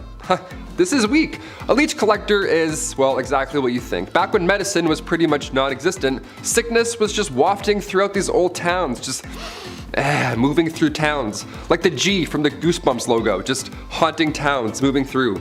Scariest intro ever, eh? So the solution back in the day was the classic, oh, if you feel sick, maybe try bleeding for a bit, see if that helps. Yeah, they would use horses' legs to lure out these leeches, but most of the time these leech collectors would have to get in and get dirty and just grab them themselves. They would have to swim around and touch as many things as possible. They would make contact with as many leeches as possible. How gross is that? That was the best way to collect them, really. I would have fainted so often, that is horrible. The loss of blood here was obviously so intense, so it was a, horrible job to have. And on top of that, you gotta look out for the same reason they need leeches in the first place. Disease. Yeah, that's still out there. Leech collectors were so common throughout the 18th century that leeches basically were extinct at that point. We almost lost leeches. So close. Number 6, jesters. The earliest accounts of the fool go back to the 11th century, so pretty OG. These fools were hired to liven up the party, dance and be silly, wear pajamas. Most of you have an image of a jester in your head, jumping around on tables, telling jokes. That's actually pretty accurate. Yeah, it was pretty fun. It was one of the best jobs to have, obviously. This title of a minstrel, or a fool rather, it was an honor to have. The fool's payment also was no funny business. That was good stuff. Roland Le Petier, he was like a major jester back in the day. This guy got 30 acres of land from King Henry II. Just here you go. Just show up and fart and be funny. Have all this land. That's like a kingdom. You have a kingdom because you're funny and you're silly. He would whistle, jump around, and literally fart on people. On Christmas Day, this guy would come over and just ruin your entire breakfast and just be like, yeah, I have all this land. And then he would take off. Crazy. You just ruined Christmas, sir. Stop farting on my food and family. Thank you. I would never want to be a jester. They had to also go into battle and spread bad news too. It was fun and silly, but they were also royal. They had to do lousy stuff too. Number 5, groom of the stool. Nowadays, higher ups in the office, they have assistants, to grab your coffee for you. Maybe they answer some phone calls, keep the business running while you're off, doing your businessman stuff. Assistants are vital today. The groom of the stool though, that was a bit much. We have some labor laws put in place now. I don't think we're gonna see any online ads opening for a groom of the stool. We'll see though, fingers crossed. It had good benefits. Back in the Dark Ages, this role was vital and respected. It was created by King Henry VIII, and this role was to assist the king, and specifically assist his bowel movements. You had a box that you carried with you at all times. That's where the magic happened. The dark magic happened in this box. You would literally follow the king around until he needed to go to the washroom, until he needed said box. Porta potties weren't a thing back then, and there's no way you're going to catch that king squatting in the woods. In fact, you wouldn't even catch that king wiping his own behind. That chore was also reserved for the groom o' the stool. Yeah, lucky you, right? In this stool, you would have water, towels, a wash bowl. The whole setup would be in there. You're probably thinking, Taylor, which poor soul had to be stuck with this role? A prisoner? Somebody who lost their sense of smell, hopefully? No, only sons of noblemen could take on this role. And in doing so, they also gain access to every room in the castle, tons of clothes, any bedchamber furnishings, you name it. And of course, a high pay. Always helps. Thank God. That's maybe the worst job in history. Maybe. We're almost there, you'll see. Number 4, divorce lawyers. If you've seen Game of Thrones, you've heard of trial by combat. That was the norm back in the day, you know, you fight for your freedom, that's great. But what about divorce by combat? What in the Mr. and Mrs. Smith is happening? Was this real? I can't believe this. If you and your significant other weren't getting along in the dark ages, instead of, you know, dishing out thousands on couples therapy and signing all that paperwork and getting it done with and going your separate ways, no, instead they would battle each other, like combat. It was an organized event too. It had restrictions in place for the husband. It's pretty hilarious to think back on. Like the husband would have to stand in a hole with one hand tied behind his back, while the wife ran circles around this hole with a sack full of rocks. A sack full of rocks, how intense is that? That's why you don't cheat in the dark ages, Lancelot, okay? Just take the barn, take the horse, take it all, I quit. Get me out of this hole, untie me. Number 3, toshers. Toss a coin to your tosher, here we go. This was one of the worst jobs back in the day, and it wasn't even a legal job. Shh, don't tell. If you don't any toshers, keep their secret, you know? Early 19th century London, I know, a little more modern here, but definitely worth a mention. These toshers would spend all their time in sewers below London trying to find coins or valuables that have been just accidentally washed away. Yeah, they would just search for scrap metals, anything really that nobody else wants to go down and claim, or reclaim rather. It was worth the plunge as well. A lot of these folks would make around $20,000 a year. Just gotta do this a lot, and you're good. Number 2, dentist, doctor, surgeon, spy. Dentists were not a thing in the Middle Ages, you know. Dr. Downer didn't politely tell you to floss more and then shake your hands while you're watching a show, getting a cleaning. No, it wasn't like that at all. They did have a barber. They had one guy, he did it all, a barber from the dark ages. Yeah, this appointment is gonna suck, my friends. Cavity, toothache, maybe you accidentally bit a rock, chipped a molar. They would only pull these teeth, that was the only solution. Barbers were responsible for cutting hair, pulling teeth, bloodletting, you know, the classic 3-in-1 appointment we all have to do every month. Doctors were seen throughout history and they've seen a lot of horrible stuff. Back in the 1500s, patients were walking in with an arrow sticking out of their legs. Yeah, instead of cutting the tip off and pulling the opposite way, the arrow remover would come in and then, you know, cut into the injury, opening it more. That's always great. And then you would hold it open and then you'd pull the entire arrow back out of your leg. Yeah, what a fun job. Or chest. Wherever the arrow went, you had to figure that out. This poor soul. And finally, number 1, the rat catcher. Another Game of Thrones classic. If you're a rat person, I know there's a lot of people who do like rats, like rat tricks, and they have like cool rat friends. That's awesome. I'm not one of those people. I'm not bashing you, but I am bashing this job. This would suck. First of all, rats as a medieval punishment was horrible. Where do I even begin with this one? This was one of the worst punishments for the rats as well. This is a 2-for-1 when it comes to pain. A rat trap involved a man being tied down to something and then a metal enclosure would be strapped to his abdomen or chest. And then inside this enclosure, they were rats. And they were also like tucked away. And then historically, they would heat the metal enclosure and the rats would panic and try and get out and they would chew through the softest part, which in this case was your chest or abdomen. It was horrible. It was an absolute nightmare. But these rats had to come from somewhere, or rather, someone. As the name hints towards, rat catchers are one of the worst jobs you can have in, or rather out of a castle. It's an important role, you know, just like being a fool or a literal walking, talking toilet. There needs to be a chasseur de rats. Back in those times, rats and mice were the leading source of spreading disease, and with these castles being big and dark, there were probably a lot of them hiding. Black rats were a common household problem, so we need to get those out. So in comes the well-respected rat catcher. These guys would sometimes try new spells to get rid of the rats. Wasn't always helpful, wouldn't work. More often than not, it didn't work. So poison powders were the next main trick here.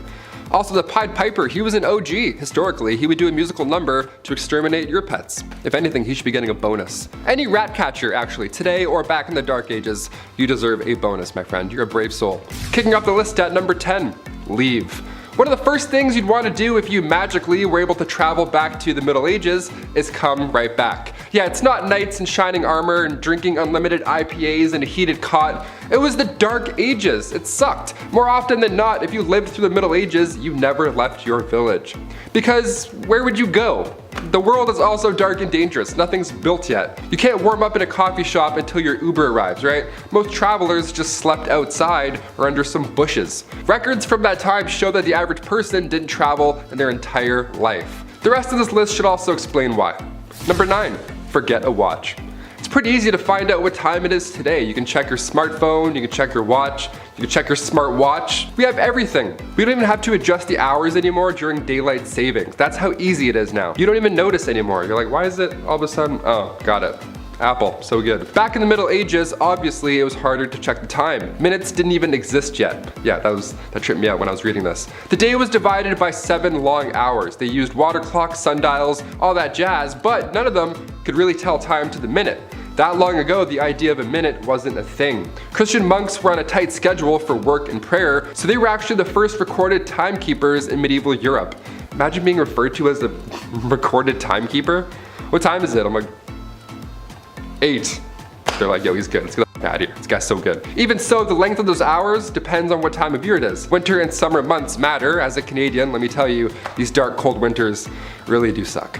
It gets dark at like 4 p.m. now. Finish work, I'm like, well, I guess I'm going to bed. I don't know. Number 8, forget a mask.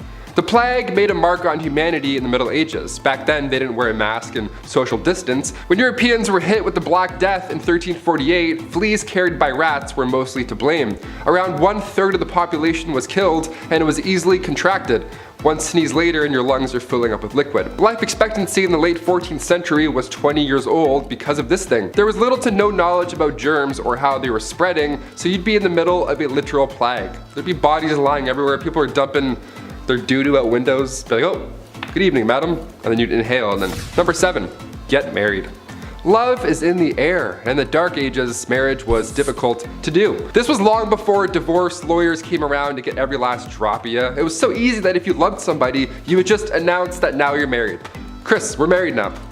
Isn't that crazy? That's how easy it was. Boom. No need for a priest, big celebration, paperwork? Who has time for that? Nobody likes that. Sex before marriage, of course, was also a no-no, so if somebody just happened to wander into the wrong chamber and caught you doing the dirty, all you'd have to do is lie on the spot and say that you're married, and then be like, get out, weirdo, and they're like, ah, crap, they're married. We'll try again later. But more often than not, witnesses would be asked to be present when this marriage happened, because the sad reality is that guys would often go through all this, get in bed, do the and then deny ever agreeing to the union in the next town when he's shacking up with somebody else. Horrible. Number 6, disturb the peace. When the Toronto Raptors won the NBA championships here, the place looked like Gotham City. Buses were flipped, there was garbage everywhere, people went nuts. Well, it's a good thing basketball wasn't around back in the Middle Ages, because if you disturbed the peace in your local town, maybe you got too drunk, maybe you had an argument, got too loud, maybe there was even a scuffle in an alley, an old 1-2. These situations that are common today usually end up with a slap on the wrist. They'll just send you in an Uber home or put you in the drunk tank. But do any of those things in the Middle Ages and you were locked up in the center of the town for an entire day. You'd be locked to the pillory while the town threw stuff at you and said horrible things. They would assault you verbally all day long in the sun. And depending how bad you were the night before and which town you upset, your punishment could be 30 minutes, it could be short and sweet, or it could be all day long and brutal. Both of these sound awful with a hangover happening at the same time. Hit that thumbs up and keep the peace. Huh? Number 5, steal. While it's next to impossible to prove your marriage to somebody, it was also pretty tough to catch a thief. No alarms, no cameras, it was literally like Assassin's Creed. You would just throw your hood up, grab an apple, hide it, and then sprint into the woods for 30 minutes and be like, yes, I got away safely. The markup for stealing was also pretty insane for the time, but it made sense. If you stole something worth half a mark in Danish-controlled parts of England, you would be fined 80 times whatever you stole. So you'd better be a track star. If you're stealing that pie, you're like, I gotta go. My family needs this. Each ruler had a different way of dealing with theft, so you may have gotten off lucky sometimes. Not trying to promote stealing here, but I'm talking about a time where people would risk their life to steal a loaf of bread for their family, you know? Not just like pickpocket a blackberry. But again, sometimes depending on where you got caught, you would lose an ear or you would lose a hand for stealing a cranberry. Anything over half a mark often resulted in death as a punishment. So run fast. Number 4, blasphemy. When the Catholic Church was running the show during the Middle Ages, you better have been part of the God Squad, or else you're gonna join them, apparently. Thomas Aquinas wrote about blasphemy in the Middle Ages, saying that if we compare murder and blasphemy as regards to the object of those sins, it is clear that blasphemy, which is a sin committed directly against God, is more grave than murder, which is a sin against one's neighbor. On the other hand, if we compare them in respect of the harm wrought by them, murder is the graver sin, for murder does more harm to one's neighbor than blasphemy does to God. Yeah, that's what you gotta deal with if you went back in time. Good luck, hope you're religious. If you spoke ill of the church and had beliefs of your own, God forbid, pun intended, that was one of the most wicked crimes to date. If you were charged with blasphemy, your tongue was removed with hot tongs or pliers. Awful. According to the Old Testament, other punishments would include stoning or hanging. All because you said, I don't like him, I don't like that guy that does things. The way he's doing this, I'm hungry and I'm in pain and my family's dead. I don't know. Sorry. Blasphemy was common because you could accidentally do it, unlike stealing, you know? On my way to the studio today, I slipped on some ice, and let me tell you, if I was in the Middle Ages, I would have been charged twice before 9 a.m. Number 3, live in the city. Okay, you may grow up wanting to live in the big city, the Big Apple, the city that never sleeps. Whatever pulls you to the city, it would have been a lot different back then. Living in the city sucked. It was actually preferred to live in the countryside in the middle of nowhere. Like starving was better than this, really. If you were poor in the city, you had a short and nasty life. Cities were often built near rivers, but it didn't take long for said rivers to be full of sewage. Stinky water. I mentioned the plague earlier. Just like today, numbers pop in large cities, so if disease hit the town, it hit the town pretty hard. Just constantly wiping out these packed crowds over and over. And maybe you're a fan of the nightlife. Maybe you wish you were able to hit up these local medieval taverns, have a ye old IPA, ale, whatever the hell. It wasn't even that fun. Curfews were strict, and if you were caught outside of that curfew, the odds of your drunk self getting robbed would be pretty high. Also, cities had public bathhouses too, which sounds nice, but again, during the Black Death, maybe let's not take a dip today. Let's just wait. Let's just wait a week. Number 2, wear stripes. On Wednesdays, we wear pink, but we never wear stripes. Medieval Europe, if you were caught wearing stripes, maybe you're trying to make a fashion statement, you could literally end up dead. There isn't a gang of mimes that will silently take you out if you wear their colors. No, stripes in medieval Europe was seen as the devil's clothing. There are accounts of real people getting arrested for wearing stripes. That's it. Where and when this began, it's hard to pinpoint, but in 1310, in the French town of Rouen, a cobbler was sentenced to death because he decided to wear stripes that day. It was a big deal though. It wasn't a law that changed depending on what town you're in. It was bigger than that. In 1295, Pope Boniface VIII banned religious orders from wearing any type of striped clothing. So it wasn't like, oh, this town's cool, you can wear stripes here. It's like, no, you're the devil. Bye. And finally, number 1. Witchcraft. Whenever we think back to the Middle Ages, it's hard to forget that we once would accuse others of being a witch. It's like 5 plus 5, I think that's 10. We're like, how did you know that? You're a witch. You're definitely a witch. They would accuse animals of witchcraft and wizardry. No better sous chef than a golden retriever, just mixing up some potions. To be fair, Air Bud played like 9 different sports, so I don't completely disagree on that thought. But cats? What's a cat doing with a cauldron? On the official list of victims from the Salem witch trials, 2 cats were accused as well as 2 dogs. If their pet was behaving strangely, it must mean that they're working with witches in the middle of the night. Nothing to do with the poison rye just all over the floor. It's for sure part-time witch. Villagers believe that witches traveled at night not by broom but by riding on the back of your furry friend. And it also wasn't just dogs or cats. They thought witches rode pigs, wolves, dogs, even turtles. Imagine a witch riding a turtle. I'd be like, I'm good, I'll beat you there. Even so, if you were convicted of being a witch, you had to confess. If you confessed to being a witch, your life was spared, and oddly enough, if you refused to confess, then you were executed. In the meantime though, being a witch and all, your head was being dunked in water, you were sleep deprived, these horrible torture methods were used until you were so broken that eventually you just admit to being a witch. You're like, fine, me and Air Bud, we witch it up, happy, and then you're fine. If you were suspected of witchcraft, you also had to get naked in front of all these creeps while they looked for the devil's mark. The devil's mark being a birthmark or a mole or freckle, blemish on the skin, whatever. All signs of making deals with the devil, apparently. This thing I would have gone to jail for sure for this one. I would have been dead for this, that's huge.